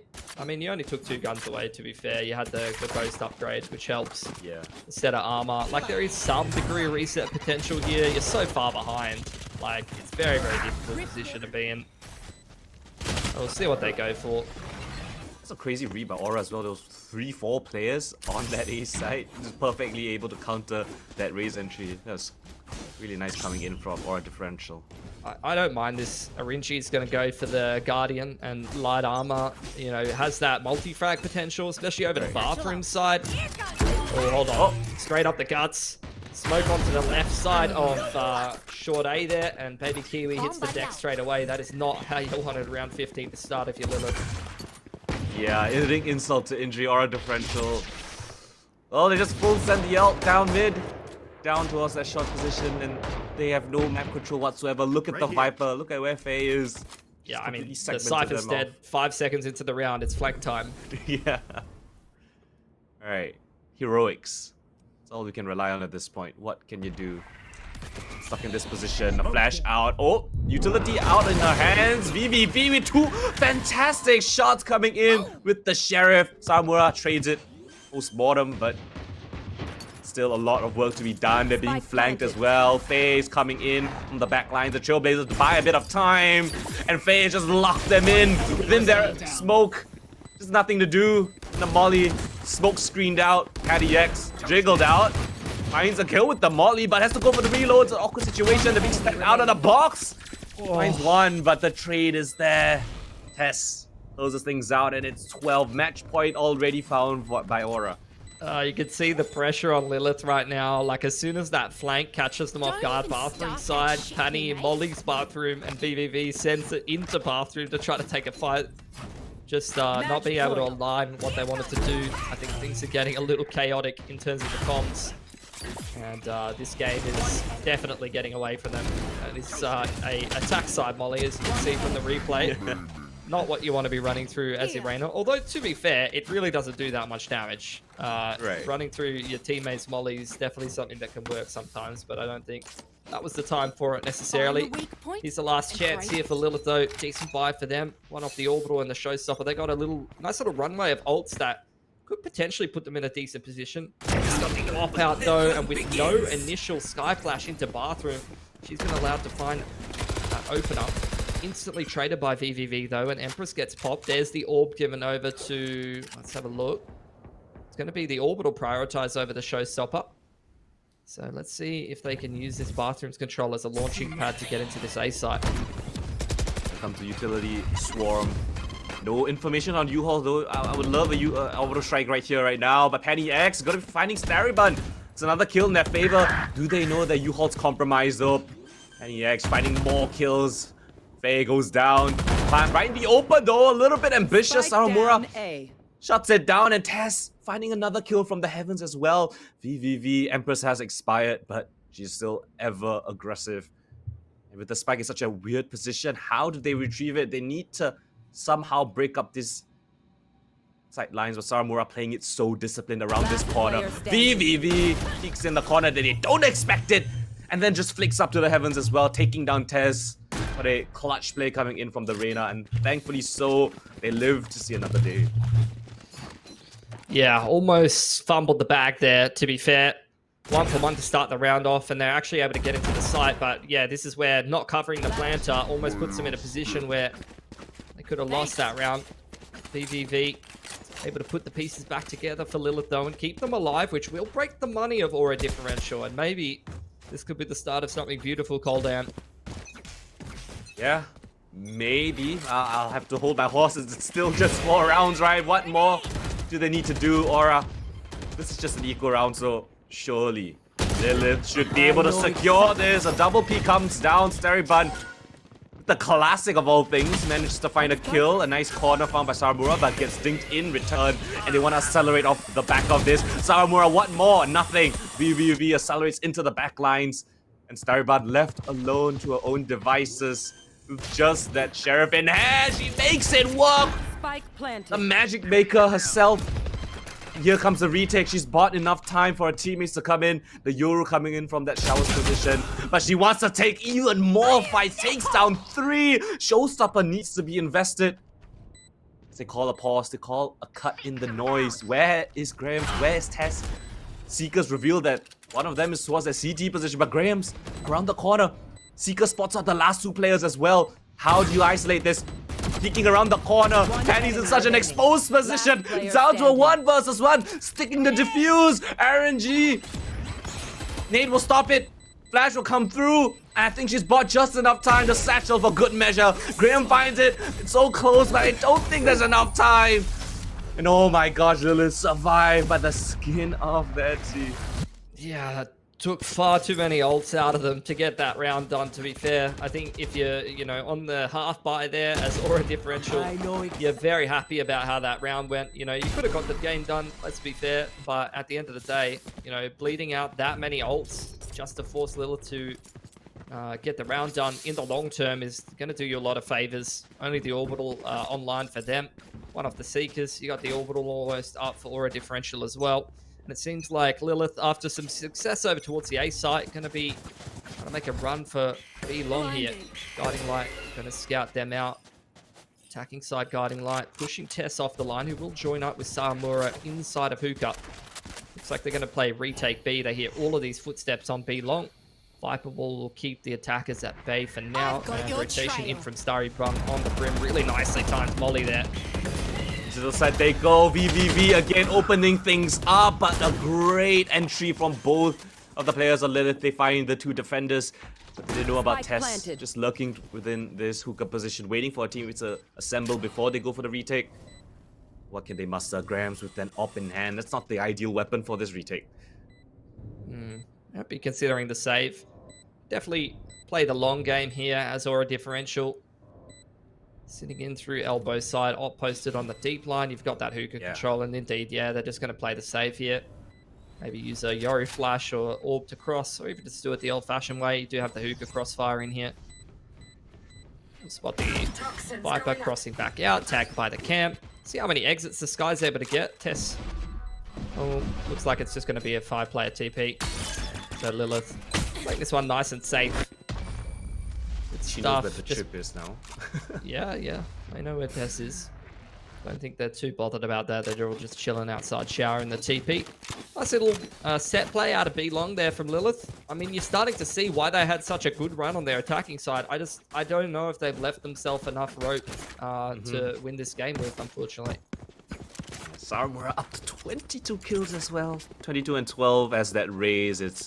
It's so scary when you get to that kind of a scoreline as your entry duelist. And, you know, you got Grahams as well as that secondary to assist you. This is defense side, of course. Let's see what they have in store for us again. Looks like a heavy lean from Lilith towards this B yet again. Yep. Trailblazer through Hookah's side early on. Grams with the TP in spawn. Ooh. She does get pushed off the line here. Will leave the sky high and dry inside the site. 4-player rotation in here from Aura differential though. Do still have that Viper wall over on that side of the map. Lilith really haven't pivoted back to the other side of the map at all, and they're just going to kick off this XX straight into Grams. Here we go. The graphics being popped up by Graham, just pincering the site is Lilith, and thankfully they managed to pull it over the line, but with a man disadvantage, this retake has got lots of legs to it. The rotate coming in from that hookah position as well. That pincer in. Where do they want to go? They have to play a little bit aggressive as well, both within the site. This crunch might be deadly. Just to creep up as well from Aura. They don't care at all about long. They know there's players within the side. There's just one player standing. Definitely only good for one. And it's a convincing win by Aura differential. 13-6. What a display of strength here today. Absolutely. I think Lilith, you know, although they definitely started to get themselves rolling on that attacking side of Blind, they were doing pretty well for themselves, to be honest. Didn't give themselves enough room on defense at the end of the day. Gave far too much space with the double duelist comp. Didn't get enough value out of that, unfortunately. So, look, they're going to be going down in that first map, and now they're going to go backs against the wall in the lower bracket here on a map they haven't gotten a rep in terms of officials. That's a little bit worrying for me, Coldan. Yeah, but we'll have to wait and see. But before we jump to the next map, let's see what our panelists have for us. Take it away, Tash and Mika. Backs against the wall indeed, especially with that score that was a lot better from a map that Lilith not too long ago just took from Aura Differential. But we saw how actively Aura Differential was able to take it away from them, even with, as you mentioned, Tash, earlier, Lilith was much stronger on the defensive side. That didn't seem like the case this time around. Yeah. Excuse me. I think that when coming into that, there were just too many rounds given away, especially on the defensive side for Lilith as well. You start to see them start to get the momentum. They start to see them start to warm up. But in a situation where Aura Differential was already on 11 points, 12 points, you're already, yes, you are able to take as many rounds as you can, but it leaves such little room to make mistakes, and that's exactly what happened to Lilith. And I think when you look at the bigger picture here, there were so many rounds, there were a lot of question marks coming in from Lilith on how exactly to play the post plan, on how exactly to play retakes to come through, especially in the first half, because those are the most rounds that were played by Lilith rather than the second half. And I think that for that as well, I think the second half, you did see Lilith forced by on round number 14 after losing pistol. and they were trying to hope to really kind of stretch out as many rounds as they can. But even then, they weren't finding that value. Aura Differential has already got too much momentum. They already pretty much already had all the answers they needed to play. They didn't have to change how they usually play because every single round that they have done and readjustments they have done has been massive. They didn't have to really change up too many things because Lilith hasn't been breaking those barriers. And I think in this situation as well, a lot of question marks are coming here for Lilith is that mid-round adjustment. For Aura Differential, their mid-round adjustments were massive. They were very, very active in just saying, okay, we need to cut the noise right here. We can do a re-hit if we want to. We can just try and fake the rotations. And it really felt like Lilith were just spread out too thin because they weren't able to identify where exactly the hits were going to come from in the first half from Aura Differential. Yeah, and I totally agree with you. Especially when you mentioned that like they didn't exactly know where the hits were coming. Once the hits did come, like for example, you got that first kill from Grams on with the op, right?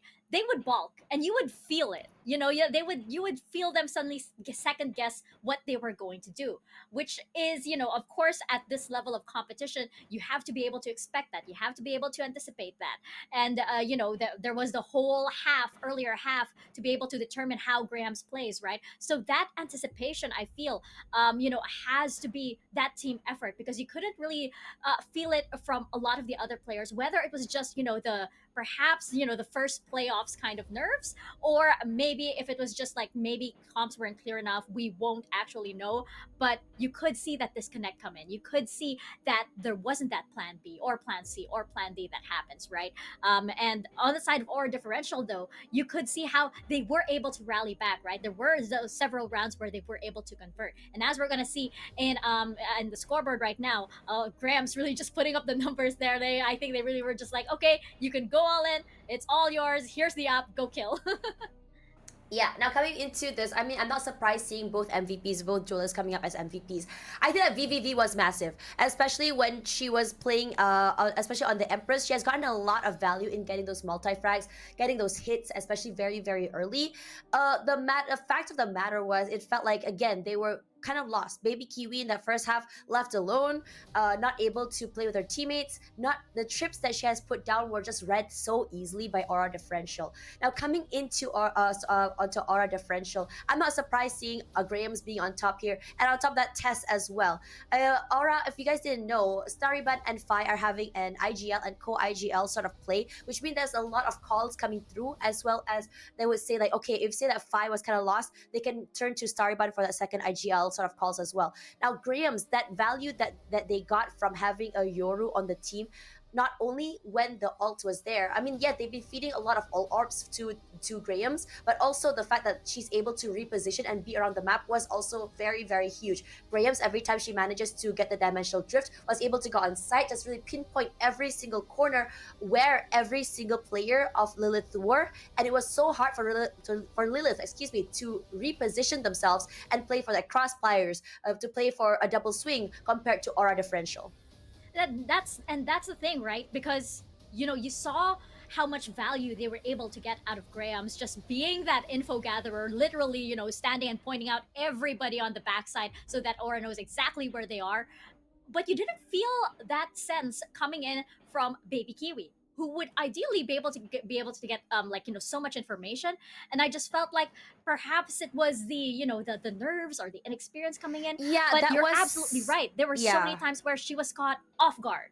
Off guard is one. Number two, I think the value from the team as well. Those trips do get value. Those trips were actually, hit by the members of Aura Differential. But I think in many rounds, there was only once or twice that they actually react off those trips to actually to get a pick off. In a lot of situations, the positions of where those trips were mostly kill trips. You want to be able to swing out of those trips to get those picks, but it wasn't there. And to say that, okay, that Tessa's Trailblazer killed those trips were rarely ever there as well. So again, it was mostly on their side. The again, maybe the inexperiences, maybe it's the jitters, or maybe it was a lack of that comms on who exactly wants to do the initiation. What is the protocol if I were to play to anchor side alone, compared to the rest of the team being on B side? So there's a lot of questions that need to be answered. Yeah, well, we're gonna get some answers to them as we head into map number 2, especially since this is gonna be quite dire for Lilith. We're gonna see if Aura Differential can close it out though. But before that, we're gonna head into a quick break. We'll be right back.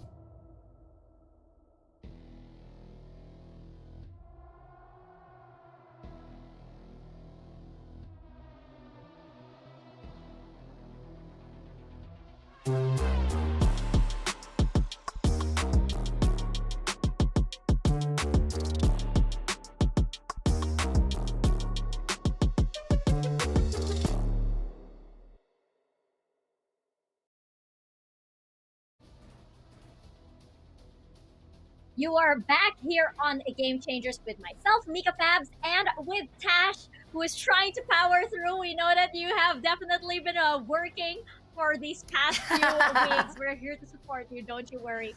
But we are now heading to our second map between Aura Differential and Lilith, and it is going to be Breeze. Now, this is really interesting because we haven't seen, I don't believe we've seen Lilith on this map just yet. Aura Differential, though, we have seen them before, so we do know that they do like to bring out the double duelist yet again with Grams and Sawamura. We're expecting a Jet and a Reina if they plan on keeping the same composition just like they did and Bind.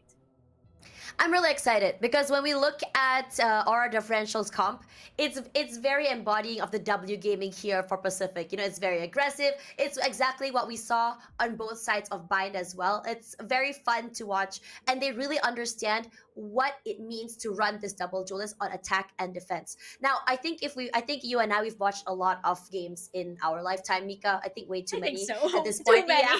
I mean, when we look at Pacific, when we look at even Ascension teams, or rather Challengers teams, there are sometimes some teams. Let's have a look at the veto while I chat about this. Sometimes some things, when it happens, like some teams prep and they do so well in the first half, but not the second half.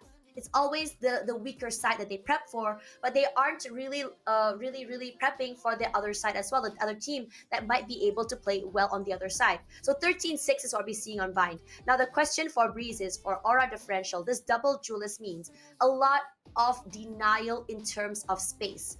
Think halls. How much space can they take in terms of halls when they just walk through halls with aggression? And on top of that, when you play a Reyna, when you play a Jet, that's a lot of escapes as well if they were to be caught in a pickle.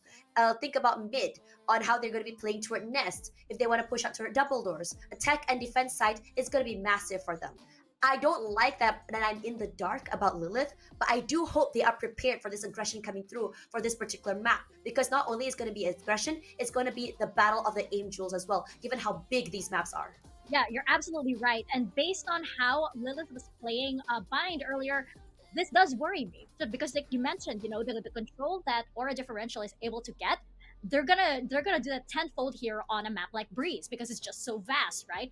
They seem like they're a lot more equipped, they're a lot more confident to handle a map like this versus Lilith that might be a bit more timid, unless they manage to get that confidence back. We can only hope, of course, because of course we do want Lilith to be able to have a fighting chance, and we do know that these players are capable of so much more. It's just that in this high pressure situation, which this could be their final potential map, and it could be a map that they doesn't match their playstyle at all, it's going to be very, very tough. Aura Differential on Breeze managed to take down another team, which was for fun, and it was a 13-3. It just goes to show how confident they are, and this is their map pick after all. They do have a strategy, they do have a plan for this. Yeah, For Fun is definitely a team that everyone needs to watch out for. I really wanted to talk about that earlier, but I didn't want to talk about it until we were going to Breeze. Now, For Fun is a very strong team. If you guys wanted to gauge the power of that team they took down, For Fun is a team that has Chloe TTW. They have, I believe they also have Hannah, yeah. Zini, Ivory, Exuki, Strawberry Bagels. These are all names that have competed and made it to Game Changers APAC 23 last year. So they are definitely very, very versed in the world of Game Changers competition wise. So it is such a statement to go 13-3 on that particular map. But again, I am not surprised coming in from a team that has two very, very aggressive players. Graham, who is very flexible, who can play on so many different agents, can even go toward aggressive duelist if she wants to. Capricious, who has been on that duelist arc for I think 2 years in the running now, and playing for so many big teams, they are definitely the tip of the spear for this very, very aggressive and very, very methodical, even surgical team, if I may. I'm really excited to see what exactly is the answer to this coming in from Lilith, because VODs are very limited. The only places you could have actually watched the maps or the teams or the games would be through our community casters, which in fact I'm actually seeing some budding talent coming through, which I'm very excited to see in the future. Yeah, I'm very excited for them. And so yeah, that is something that that Lilith needs to watch out for. Well, we promise a lot of new faces, and we don't just mean the players here on Game Changers, right? We love welcoming new people in here, and it's always such an inclusive and such a welcoming community. So absolutely would love to see some of our community casters over here one day. Why not? Come and join us. Why not? Our arms are wide open. But going back into Breeze, right? As we head into Agent Select right now, my eyes are gonna be on Baby Kiwi, just because there was just so much pressure on her that previous map. It's gonna be so much more as we head into Breeze. That Cypher is supposedly so important, and she will have to step up. But we're getting a Gecko as well on Lilith. I kind of like this here, and we're getting that double duelist as we mentioned on Aura Differential.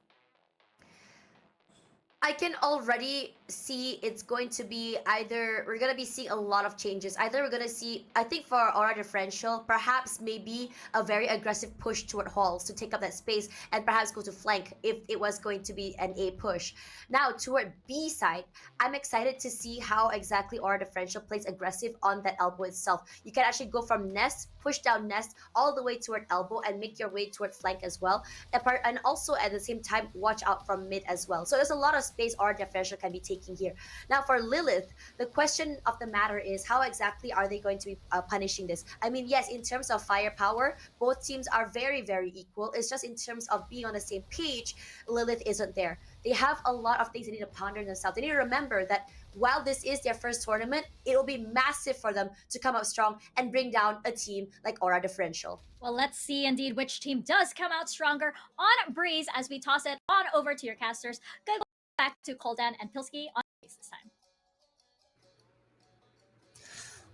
Thanks a lot. Always great to hear from the Brains Trust going into a game like this. And, you know, almost mirror comps outside of just, you know, that fifth slot rotating Koldan. I think more traditionally you'd see the KO, but I've seen a lot of Gecko. Reyna's definitely, you know, an agent that you can pick in the agent select. If you want to pick it, you're allowed to do that technically. So they've gone ahead and done that. Yeah, I mean, I think for these teams which, you know, typically do form more recently than you know, it's not like a long-term thing with an org. I think a lot of them just lead into like, you know, the comfort picks, and you know, when they're confident in their aim, you know, you just go on that arena, you have that pop-off potential, and you can really, you know, overtake games. And that's something that a lot of these more perhaps not less experienced, but like just teams that are a bit more fluid, a bit more flexible. I think they just like to pick that agent. It's not really a substitute because you can't use the knife, you know. The Gecko does something different to the KO in that actually little man can go in there, you can get some plants. Like one of the annoying things is a lot of the time you want to go for these AXX and you have to run someone, you know, past the Viper wall into the site to plant and then hope that they don't kind of get, you know, spam through the smokes and all that. You know, you can send the Gecko wingman in, you can send the Gecko wingman into the B side as well. It's something that's been quite popular. The Gecko flash through the Viper wall is one of the most popular plays at the moment. In the current meta, we're seeing a lot of Viper Gecko, some of the most played agents in some regions. Whereas the Reyna, I think it's going to have to be more, I mean, you already mentioned it, right? Obviously, the first thing you think of is firepower, but I think, you know, on the attacking side, it's going to have to be a little bit more of a lurk-centric game. You know, you're walking up mid, you're taking aim duels on mid doors, you're walking up pulls, things like that. Elbow pushes. You have to, instead of being able to flash your teammates on the line or knife things to get info, you have to just go in there the hard way, a bit of elbow grease, and be a dude with a gun. Yeah, so let's jump straight into Breeze, Aura Differential. This defensive side, and its initial aggression being garnered, but it's trade back answered by Lilith as well. 3 versus 3, and despite seeing 2 defenders on elbow, there's 2 more still towards this B side. The read is perfect coming in from Aura, but Lilith, they call a little bit of a pause to it, right? They don't want to just accelerate into a side they don't have information on. Graham's 15 HP, no overheal available. Caravan under a lot of scrutiny as they accelerate into the side. Finds the first one, tagged out as well. PennyX, the great shot there, will connect that frag and puts them into a 2 versus 2. Spike will be planted in the meantime. Graham's barely any HP. Around the corner, jumping above, PennyX reviews the position. RNG around the corner as well. Graves, what a shot, what a flick coming in. Down to a 1 versus 1 on 1 HP. And a 1 versus 2 clutch. She pulls it out of the hat. 3 kills from the Reyna. She opens up the round and then she closes it in a clutch. That is classic left eye, right eye peek every day of the week, just peeking on a higher line. You know, as a player holding, you literally do not even see the player that you've been shot in the head by. And unfortunate, you know, for Panny X there. She was doing a whole lot of work, but Aura Differential picking up that pistol round, that would have been a big nerve settler for a team like Lilith. We've talked about it a couple of times. They haven't played an official on this game, and they are now backs to the wall in the lower bracket, having to win a game on it. Things like pistols definitely settle your nerves a little bit and get things flowing in the right direction. Being already backs against the wall and dropping the attacking side pistol round is not a great feeling. I'm going to try to buy up a whole lot of sheriffs, get some economic damage done, maybe even try to steal around. And once again, it's just a big brute force peek into elbow. All 4 players for Lilith trying to make something happen from this part of the map. Cypher being left behind to keep an eye on A main. It's a trip here as well, right? So even if they want to go for it, they will have to break that and give away information. A nice fight and contact down mid. Sariban will take note of that, but the main force of the attack coming in from this elbow position from mid. In this case, just one-way setup is so oppressive. Definitely finds one of the kills and tests another, but that is towards mid, and that drops the spike. And oh, it's not an easy fight to take, but VVV, okay, nice shot coming in. Couple of trade frags. The Outlaw picked up by Saramura. He's a boatload of damage. So many headshots. Just take these heads up duel tests. Finds 3 with the Sheriff. And yeah, it is super competitive. But of course, around the corner, Baby Kiwi finds the counterpart. Another 1 HP, 1v2 clutch required. This time it's on Lilith's side, right? The spike still dropped on top of the boxers. Saramura of the long-range Outlaw can deal so much damage, so much oversight as well. There's 13 seconds left. Baby Kiwi has to go for it. Saramura just vacates it. Oh, picks up the spike. He sees it. It's just the barrel. Daylight robbery, what? No time. Ah, so close. Saramura through the boxers manages to convert it. Baby Kiwi just a wall away. If she manages to walk around that pillar, maybe, perhaps, but still stolen away in another clutch situation. Aura bring it up to 2. Oh, bloody hell. That was so close. I mean, you always see these second rounds or 3s get really spicy. The Marshall purchases, the Sheriffs, the long-range angles can definitely give you some issues, and that has definitely done a number on Aura's economy. They are in the bonus here, or rather, yeah, the bonus round. Just Sheriff, light armor around the Outlaw. Really not a whole lot invested in this round because they took so much economic damage in the last. It's the drone scouting out the trip. That should almost certainly get shocked on the entry here, and it's just going to be a straight up B side play. Full A info for Aura, and they've got a quick rotate over towards B. Well, the ship's not being broken, but I think the flash does the job good enough. But oh, the wall goes down! They're just fighting out in the open. Good trade frags coming in from the attacking side though, and yeah, they temper that aggression from Aura and Lilith. Another B execute, but this time they only lose 1, so nice situation from them. They put themselves up and they win that anti-bonus. Yeah, seems like Lilith, I mean, at least from watching their bind game, they just play pretty straight up, right? It's just, they go to one side of the map, they take control, they execute. There's no late round pivots, there's no fakes, no funny business. Just here to get in there, get the job done. So, we'll see if Aura start to cotton onto that style at all. Cypher and Rainer roll ready to go. Ops out for Saramura, who is going to go once again onto that A main line. Lilith not changing anything up. Again, 5 players very quickly towards B here. Empress popped by Grams though. The trip break. Oh, it didn't break. Okay, now it's broken. Here comes the re-aggress into the side. The dash up above, but it catches the jet as well. Tess, only player left alive, drops the neural theft as well. Spots out a bunch of players, jumping up and above, has to go for the reload as well. They're swarming the side, but assistance coming in from the back lines though. Faye is already here, keeping around the smoke. The rest of the defenders come in for assistance. Staribun from the back line, spamming through the boxes. So much damage, so much oppression. And all the Thrash manages to catch onto Staribun, but so does the snake bites coming through. Saramura expecting the peek coming through. And the wraparound is not successful for Baby Kiwi. And Aura differential with another successful retake of the B side.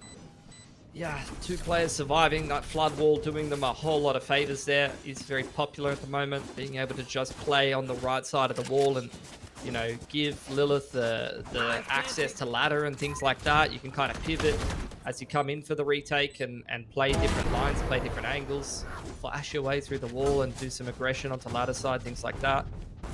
Was quite a close round though, only 2 players surviving on Aura differential, so this is a big swing round for both teams. Whoever drops this one is going to be pretty broke. Getting close to a couple of impact ults here, definitely one off the Viper ult could be absolutely massive in a post plant. They love B though. Yeah, they're just going B again. I mean, they've been getting in there, they've been getting in the post plants every time. Rainer's pushed all the way through halls, that's going to be the rotation over from the defensive Jet on a pretty nice timing here. And once again, Shock on the trip. Doesn't clear the front side trip. There's already 3 players on the defense here. Reyna's deep on the flank. Viper in halls. This is a good rotation timing from the defense. VVV trying as they might. What is that shot? The scan is so perfectly placed. Sawamura, the dash in tow as well, finds a 3rd kill, and now it's just VVV. She opened up the site, but now she's the last one standing. So many corners to check around. It's such a close range fight. She can't really find too much more. Staribun will close things out, or a differential. The read is perfect from that initial scouting, right? You saw the radar down towards that tube, and it's so predictable. Aura know it every single time that they're gonna hit B. I mean, this is what I was talking about, the Lilith on their defensive side of mind on the double duelist. This is how you play double duelist, you know? You push on an info line, you go and get info, you know? You push your Jet deep A main on the info line, your Reyna's running down halls, and then you're able to rotate off that info in the early to mid round and play your mid to late round much better. It's working out great for Aura differential. Although Lilith are getting onto this B site, they're brute forcing the same play over and over again. They're just not quite able to close out the mid to late round there because, I mean, realistically, they're kind of executing into 3 to 4 people pretty quickly. So they need to show a little bit more depth. There's a massive shot on the scout from Arinji, the Marshal rather, and it's going to take the opposing op out of the equation. Graham's on the push through halls once again, is going to catch the Sova unawares, and maybe a bit of trigger discipline on the cards here. Should be good for 2. That's going to be the spike dropped as well. Rotation's over. Here it comes when they least expect it. And the spike is lost. VVV's got the site. They don't have the spike. Tess coming in for the assistance as well. And they have to fight on multiple fronts. Jumping above Baby Kiwi. Making a boatload of noise. They know that she's here somewhere. Tess just accelerates off of that info. Daphne has to flick around, but not gonna be happening. Grims. What a flank yet again. After the initial pick, right? RNG had that shot with the Marshal, but does not expect more aggression. Well, Half-By almost gets some damage done here for Lilith. Takes a couple of guns away, but big push from Graham straight down halls is a bit of a difference maker. Once again, Lilith leaning towards that B side. I mean, this is not a map they've had an official on. They might just not have the depth to be able to play some other strats. A bit more of a drawn-out default. AXE. Got the Hunter's Fury here ready to go. Trips have been left on ladder side because you've seen the Shocks close front sight every single time. Deep info line from the Jet on mid doors. And once again, here comes the drone from the defense. Another B executed. Got the flood retake wall as well. Oh, and look at these trips. They're so much different than what they expected. And they avoid all of the initial contact. Molly at the back of the side is great. Graham just takes these fights head on. They break the flash. They find the kills necessary. And the switch up in the setup is not going to yield them any kills whatsoever. Lilith find themselves a 5v3. Post-plant position. The ultimate reviews where the last remaining defenders are retaking from. What a shot from Sawamura. Catches Baby Kiwi lacking a little bit in that engagement. But around the corner, Starry Bun takes these fights, but definitely expecting it as well. Sawamura on barely any HP. Has to rely on Faye to do the majority of the work, but as Faye goes down in this corner, there's no escaping VVV and Lilith. They're successful. The execute. Very, very nicely done. 2 instant kills. They convert the second round. Yeah, I mean, they're just running the same play over and over and over again. It's, you know, kind of got some middling success. But they're making it work more often than not. Getting at least some attacking rounds on the board. Can start to condition the other team to react to a lot of that util early on. But doesn't really seem like they have anything else in the playbook. Once again, 5 players over towards elbow side. Do you think it's because they barely play Breeze? Maybe this is just a set, an execute that they've been rehearsing and that's what they're relying on? Mate, it might be. I like this from Grams though, the push down elbow earlier on. That's exactly what you want to see. Instant dismiss. You know, she's been sitting on site a lot. Playing around the Cypher util, defending the exec. Double duelists, you don't want to be holding the site. You want to be flooding or you want to be aggressing in the early to mid round and chipping down the numbers before you even end up in a post plant. So that's absolute perfection on the Reyna. Sawamura's on the flank as well. She's updrafted over the tripwire. They had no information at all. And the double duelists are just pushing the issue, just taking these fights. That's what you want your duelists to do, though. And look at the discipline. Saramura getting their first kill and then slinking away. They have no idea. They have no idea at all of where this jet could have been. They're completely boxed in every avenue. They've lost the entire map. You know, the info push from on mid doors or through A main every single time from the opposing jet. Lilith 2 on 5 here, stuck behind a trip. Sova's still alive, but the trip has not been shocked. 3 from Grams, and Tess is going to finish it off. Lilith are just getting a little bit too readable, a little bit too predictable. This is where you need to start to see them use the success on the B side to kind of condition the other team and punish some of the aggression elsewhere, you know? You need to be droning into B, breaking the trip, putting the wall up, and then walking up mid or something, or clearing, walking out A main. Have that Cypher on the lurk or something to be able to just, you know, give a little bit of a different look. Does seem like they're changing things up this time. Sova and Viper over towards B. Trip for a cam for Halls here, and you do have both Thrash and the Hunter's Fury online for Lilith. Oh, sorry, bud. Great jiggle coming. Oh, wait, does she? Okay, she's setting up Saramura, but there's a player already crept in on her right-hand side. She has no idea, but thankfully does not cross that line in the sand and will get away with. This is the first time in a while that Aura hasn't had some crazy info in the early to mid round. Saramura getting back on this info line towards mid. Fee having a look into Halls, but Baby Kiwi's been able to actually creep up onto the line. We'll see if she gets droned out or not, or whether she's going to have a nice timing to go for a flank here, because this has been commitment of double trips towards B, which as the attacking side team, you see that enough times, you can start to creep up Halls. Missed shot from Saramura. In comes Thrash towards that A site, which is a lot of pressure on Starry Bun on the Viper, but she hasn't been hit. She's still alive in the back of the side here, Cooldown. There's no Viper smoke as well. Starry Bun is just chilling. Has assistance as well, playing around these corners to perfection. A lot of damage dealt though. The Saramura's here. Oh, misses the flank and definitely punishes the fantastic shot herself. And now Tess left in a 1v3. Let's use the Cypher ultimate to gain information of where these players are, but on 70 HP with 3 hits to find, his crossfire setups are extremely deadly. Fakes the drop, but no reaction just off of that. The crossfire's solid, in place. No need to peek. As she creeps on forward, expecting aggression. I mean, she has to find one of these attackers lacking. Audio cues given over already. They know where she's coming from, and a VVV will close things out. 3 kills in that round, and Lilith, off the back of a little bit of more of a slower play, right? They make it successful. Yeah, they've kept Aura differential honest. Pushed the jet off of that deep op line on towards A main, been able to actually kick off an AXE. And like I said, they put enough pressure on that B side to keep the rotations honest as well. Viper wall committed towards the B side of the map. They're applying some pressure with the Sova utility. Yes, this should do. Nice play from Lilith. That goes there. Once again, back to the B side from them here. And it seems like mid-doors aggression out of Aura. Both duelists looking to push in that part of the map. Sova drone right off the bat spotted by the Cypher playing retake here. Couple of kill trips in the front side of the site, and the Sova rotating with the dart, which is not up yet.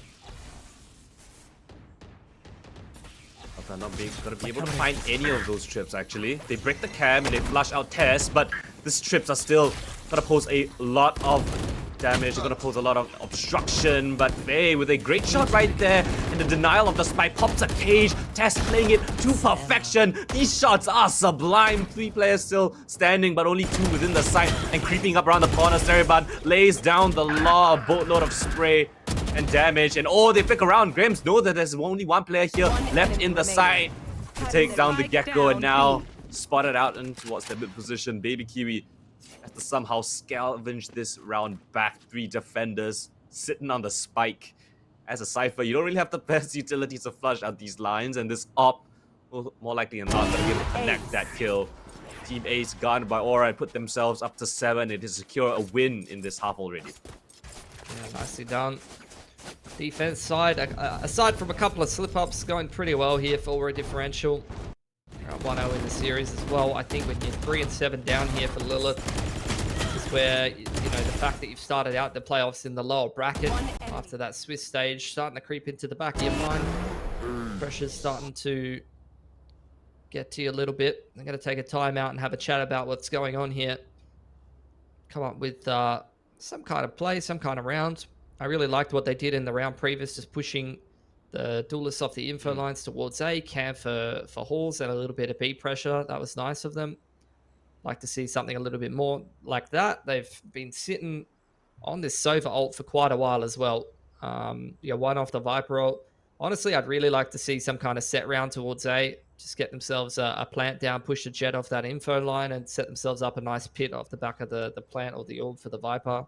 You have the Sova ult for if you get a tag or if you can close out the post plant that way, because Aura are taking quite a while coming in on these retakes a lot of the time. They are applying the pressure towards B side with the flood wall. Although this round is a bit of a different wall. It's not as much of a flood wall across the middle of the site. Yeah, a little bit of a change up, but you see the three defenders on towards that A side. Double duelists look like they want to take contact, and it might just be a bloodbath. Both of these teams willing to stand and battle.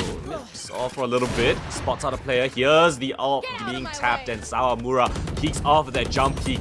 Both of them just holding down these angles. Grim and Sawamura just take down 3. That's the main prong of the A attack, and now the spike alongside Daphne in this mid position. Where else can they go? And they find a great frag onto Tess. That's the anchor on the B side. And so does Faye. Going down both of these kills to give it away. That's a chance. 2 versus 5 now made 2v3. They still have to be a little bit aggressive. Though drops the pit, but it's not covering the spike. We'll see how that one pans out later on. But at the very least, it gives them a little bit of cover. Spam shots come through and Daphne gets tagged down low. Both of the attackers playing towards the back of the site, but the defenders are all coming in from different directions. From mid as well as B main. Spot out one player towards the broken wall. Around this corner, Daphne has to come out clutch. Finds the first one in a 1 versus 1 now. The op in hand around the corner, around the broken wall. Which angle does she peek from? So many options available. Going up and above, fakes the shot as well. RNG is playing it to perfection. Look at the confusion.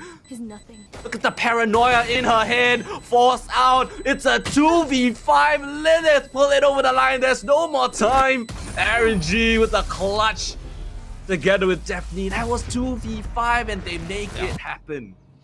Massive missed opportunity for a differential, especially after how that A main fight went. But look, you'll take it if you can get it. Respect to Daphne and Arinji there, calling the audible. As soon as A main's lost, they just charge straight up mid.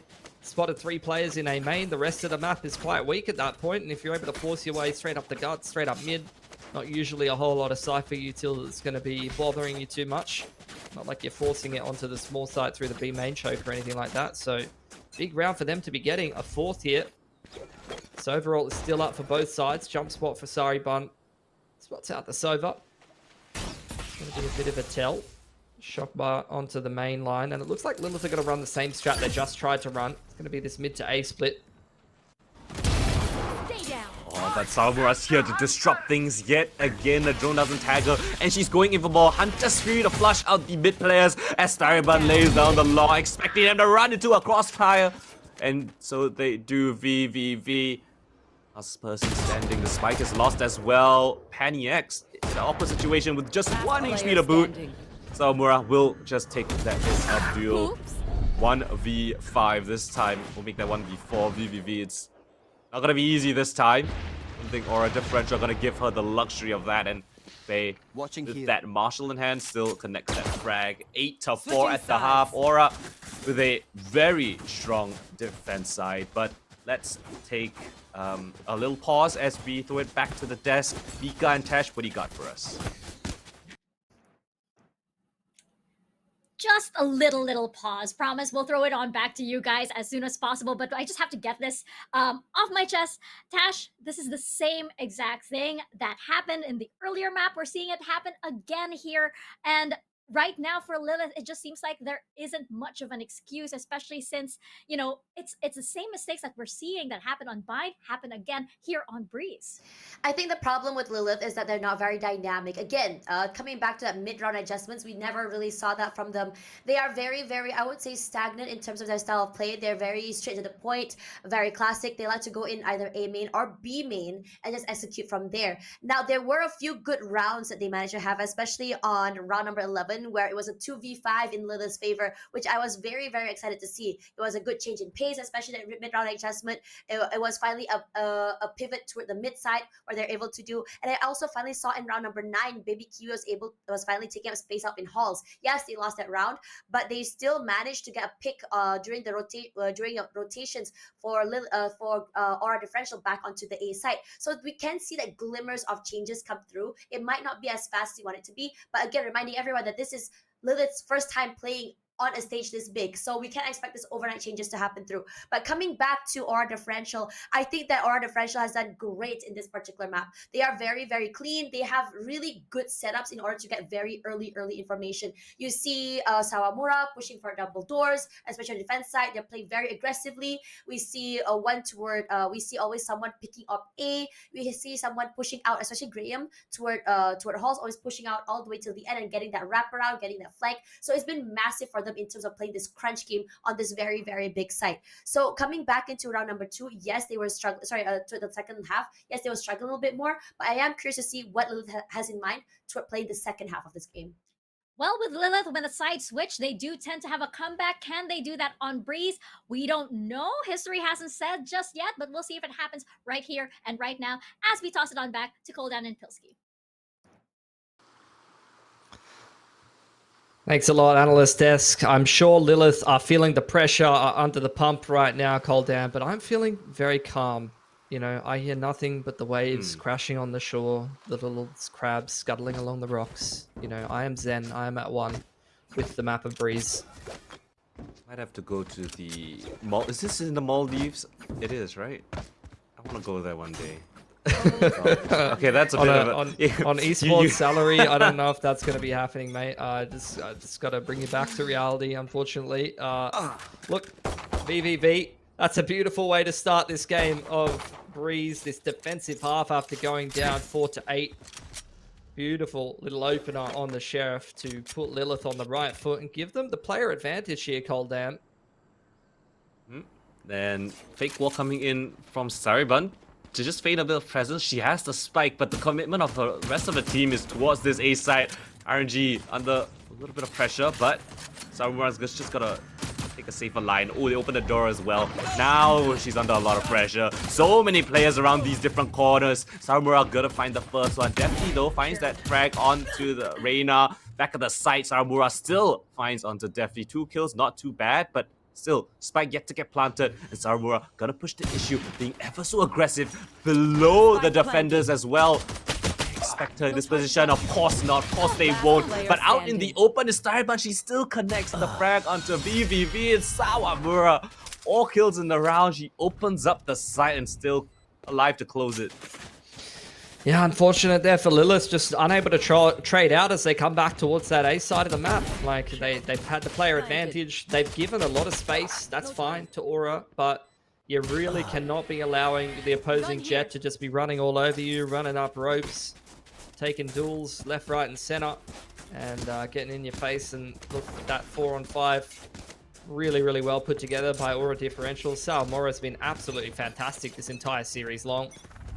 Dare say she's going to be posting a pretty insane rating by the time we're all said and done here. And into another anti-eco. This time, no force buy for Lilith. Wouldn't mind, you know, I don't mind on defense the little forces with the marshals and sheriffs and things like that. They can get the job done more often than you expect. Aura going to keep this one pretty standard here, Coldan. Viper wall across A. Going to lead with the drone and just jet dash into sight. Sarumura with that guardian of hers. Oh, they're gonna push the issue as well. They don't like what they've got. They want even more. Around the corner, RG's gonna find that frag onto Sarumura. Perhaps a little bit ambitious. Lining up the shot as well. That's a boatload of damage. Gives them a chance, and Paniacs as well. Great frag right here, but they're feeding the beast. They're feeding the demon at the back of the site. Graham's overhealed with the Spectre. Perfectly done. Isolates those duels. Definitely 1v2. Spotted out in the open. They take turns to find the 4K. This time it's Graham's to pick that one up. Aura Differential back on top. 10 rounds, double digits already found. Couple guns lost though. That was an expensive anti-eco with damage inflicted by Lilith. One enemy remaining. So going into this gun round, they have some reset potential against the bonus here. Much is invested for Aura. Look, it's just Sheriffs and Armor. Buying down to around 2k makes sense to me. So good opportunity here for Lilith to make something work for themselves. Aura making moves towards middle early on here, dealing with the recon bolt. Looks like they're going to kick off some kind of A split here. Bit of a set play off the drone. There's the Viper wall across yellow. Looking like Lilith. Going to leave the Viper to turtle on site. The Gecko playing pivot over towards stairs. Definitely left alone again, but she expects to jump or expects to dash in. But Aura, Starivan, and Graham's both finding those kills. Somehow pulls things back to a doable scenario. This is, of course, that low buy of theirs. Test still with that Vandal in hand, the drone to spot out these players. Spots a Starivan in that little corner. She's not aware of where they're coming from. Nobody towards mid, actually. And she's going to creep up even closer. This interesting crossfire broken. At least attempted to be broken by the dart. Gets broken instead. Now a chance for the defenders to answer back. But Graham's with a fantastic shot. Penny X can't find those kills. And just alone to Baby Kiwi. Two players at the back. And they already find the kills. Not even needing Stariban to peek around that little corner.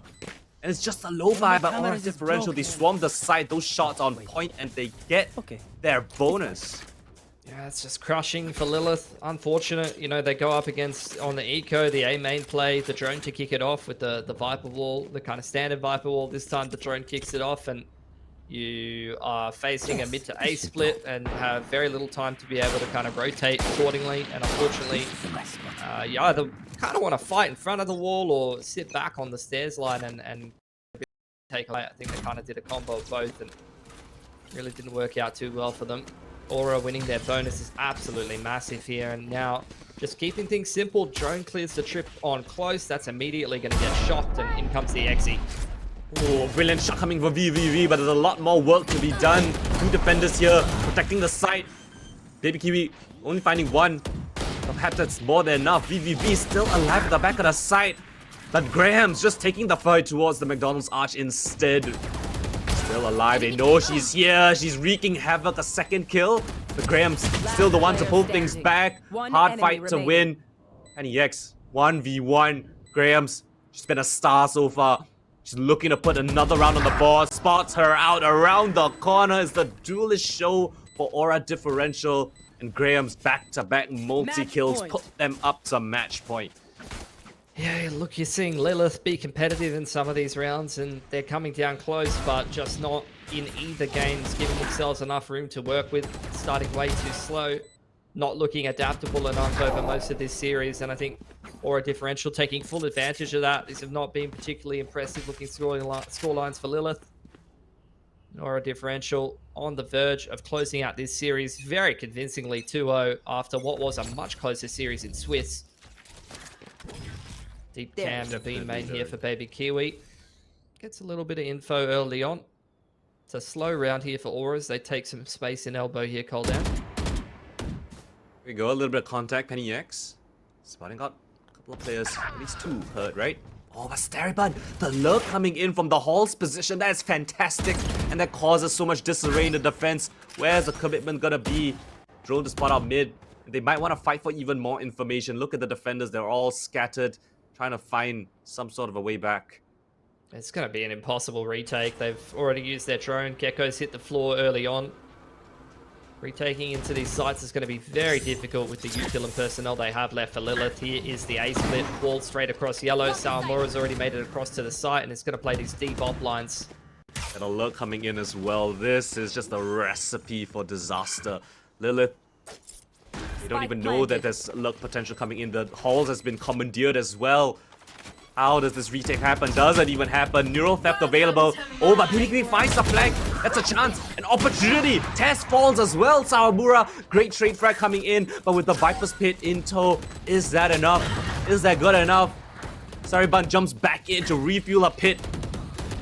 And they're just buying time. She just needs to live. Sawamura's on the backlines as well, watching, covering for her. They both find the kills. Baby Kiwi 1 versus 2 to save them, give them a breathing chance in this match. But around the corner, the dives do not hit the classic in tow. It's the up to close things out. Sawamura with 3 kills. It's 13-4. Aura differential. They strong breeze. They 2-0 the series and they come out on top. They're looking real scary on Breeze Coldan. That was a very convincing series win for them, especially after such a close game against Lilith in the Swiss stage. They're looking like kind of a team to low key keep an eye on. They obviously have an NA import as well playing over here in Southeast Asia. That's an interesting thing to be keeping an eye on as well. And Sawamura, what a fantastic series on the duelist role from her. I think all in all, looked like they played with great structure, and they're definitely going to be a team that might be making a little bit of a deeper run through this lower bracket, and we'll definitely keep an eye on them. Regardless, though, that's going to be the series done and dusted. We'll toss it back to the panel to see what they thought about this series.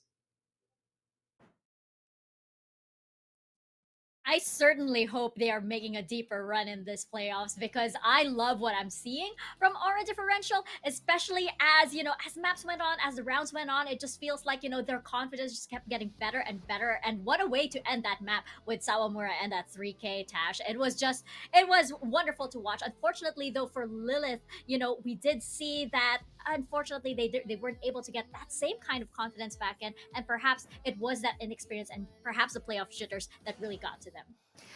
Coming into the second half, I think that is more of like just the pistols rather. I think we were really hoping for Lilith to be able to get those pistols. Those pistols would have been pivotal to get them basically another 2 more rounds to come through as well.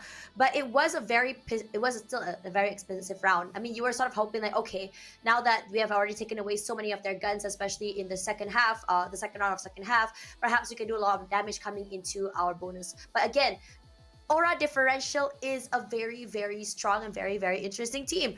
Despite the bonus, despite the very low buy that they had for that bonus, Starry Bun and Graham's sheriffs were very scary. And this just confirms my suspicion about the team being incredibly sharpshooting and incredibly great at their aim when it comes to these long-range duels. Now, I think in a lot of situations as well, if you want to kind of like zoom it back to like a bigger picture, it just comes back to not only just like the inexperience, but rather on how exactly they want to play each round, how exactly they want to play each game as well. They're not as dynamic and as I would say as creative as they to play that game, to play that round or that map in rather compared to Aura Differential. The Aura Differential is just very, very, what's the word for me to use? Very, very, just very, they have all their just strats are in check. You have one person playing mid toward double doors, one player playing toward halls. I understand what the Lilith was trying to do here, strengthen numbers to come through. They're understanding that they're not really as adept when it comes to those aim duels compared to our differentials. So thinking, okay, if 5 of us play together, we have more firepower to come through and break the site and hopefully play for that post plant. But in a lot of situations, when you see a lot of those post plants, you have Tess on the site, you have Sawamura on the site with those early openings. It's gonna be very hard for them to really take these fights when they're getting picked off one by one.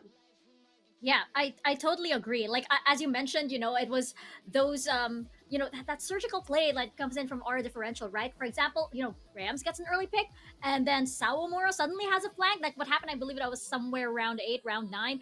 Sawamura gets a pick from somewhere in the flank, slowly slinks away, and suddenly it's a 3v5, and Lilith don't know what to do yet again. And there were so many times where that was the case, right?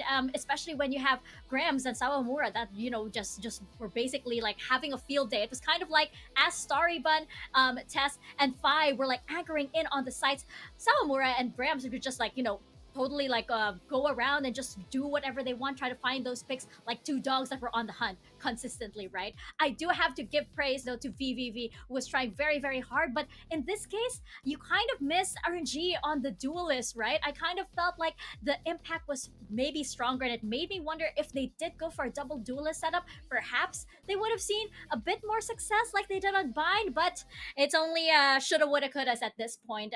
And unfortunately for Lilith, it wasn't that successful. But hopefully we get to see them somewhere along the year. Maybe there'll be a lot more to work with, especially since they're we do know that these players are capable of great things, especially since we saw a lot of great individual plays, especially from RNG and VVV today. Yeah, let's have a look at the MVP here, and I think it's going to be, yeah, not surprising to see Graham's up there. Now, coming back to Graham's, I think the not only the aggression to come through, but also when you have a player who's so versatile in terms of flexing and playing so many different agents, you have a different idea or a different perspective of so many different ways to play, and that's how a lot of these rounds are being outread by by Graham herself. And I think what's really great about Graham is that as when you're playing arena, especially on a map like Breeze, you have a lot of escape because Graham knows that her firepower, her confidence comes through when she's playing these duels. She knows that she can win these aim duels. She can isolate fights very well. She gets a pick very early. She can immediately move out of the way. How many times have we seen her peek very early, get a pick, and just dismiss out? It happened all the way in elbow. It happened when she was able to really go for the flank coming in from halls as well. It happened when she was pushing out Nest all the way toward mid. So in this situation, there's a lot of value when you have agents that are so good at taking up space and going in for these early picks. We saw that happen for Sawamura as well. One way to counter these particular type of plays is to play an agent that can disrupt it, like say maybe a smoker or a flash agent, but we didn't really see that come through from the side of Lilith. Regardless, I am pretty sure that we have an interview coming around. Yeah, Mika. We do have an interview coming up, and let's bring her onto your screens. I believe we have Starrybun from Aura Differential. Starrybun, hello, hi, hello, Hi. congratulations on that first win here for the playoffs. I do have to ask, of course, you have a very unique background here over on this side of the world. So please tell us how how it's been playing in this region compared to like NA. Definitely has been very interesting. I feel like there's definitely a lot of different play styles here compared to NA, but all of it has been a really fun and good experience. I feel like I've gotten to be able to experience like different type of play styles, and that has made calling a lot more fun for me. So it's definitely like a new region for me to conquer.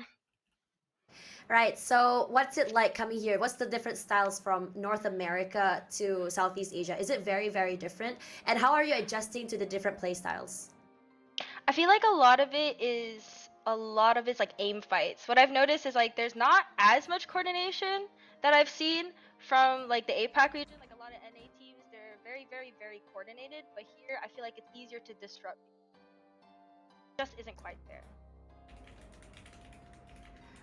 So one thing I think that a lot of people have been wondering, I think, is how this roster came together, especially since you have players, for example, like Grams, who we don't have a lot of background on. So can you give us kind of like a rundown as to how Aura Differential came to be? So actually a week before roster lock, I think Fi messaged me on Twitter and was like, hey, like I saw your tweet that you're looking for a team in APAC GC and I have a squad and we just need one. And I was like, all right, like put me in. And then I got to meet everyone. They've all had experience playing with each other before. So I was just kind of like, they were just looking for one and I was just there. Like, I'm just happy to be here. Right. So I found out before that you were competing in North America, except TSM, and that you took a bit of a break. What made you realize you wanted to come back to competing? I took a little bit of a break because I feel like the passion for the game just wasn't there again. But when I moved to like APAC and Korea, I was like, I had an itch to play. It's like, oh, I've been gone for so long, and I was like, I want to compete again. So I was like, maybe I'll kind of shoot my shot on Twitter and see if anyone kind of puts out any feelers, see if anybody like messages me. And then this opportunity came, and I felt like that was just a sign for me to just jump right back into it. Well, sorry, but we are so happy to have you here in Southeast Asia competing with all of these wonderful teams. I would love to see more. I'm sure everybody does as well. So congratulations to you, and we'll see you for the rest of the week. Hopefully, congratulations to our differential. Thank you so much. Have a good one.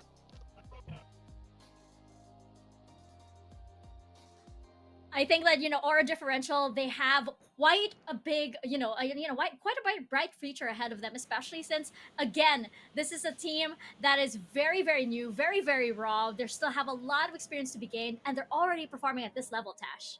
Honestly, I don't think they're very, very new, very, very raw. I'm gonna have to disagree with you there. They do have raw players. I'm gonna They agree do have with you raw on that players, one. yes, They do that have is raw right. players. I'm gonna agree with you that one. But I think the experience coming in from players like Sawamura, like Stariban, like Tess, who have already competed before, gives them a lot of new knowledge, a lot of new opportunities, and a lot of styles of play as well. I think there was a lot of people talking about, like, back then when Forsaken was very aggressive and kind of played a little bit too ahead of the team. This is not something that we're not really seeing from the girls, and I'm really excited to see more from them. Regardless, I think we're going to go for a quick break. After this, more Game Changers Southeast Asia 2024. We'll be right back. Mika and Tash, be out.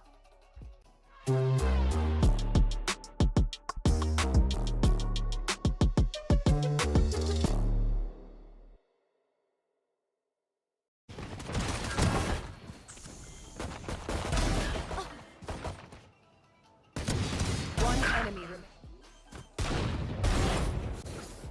Wingman's planting.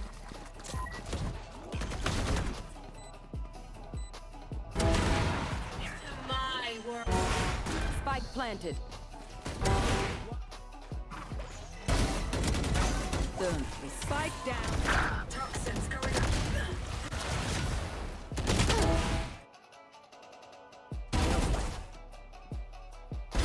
Poison. Last player standing. Spike down. B. There.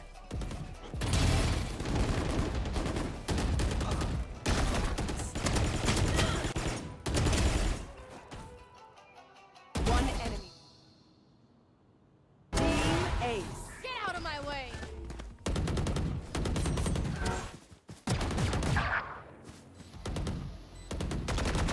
One enemy remaining. Spike down mid. Last. Poops. Killed. Planted. No charge.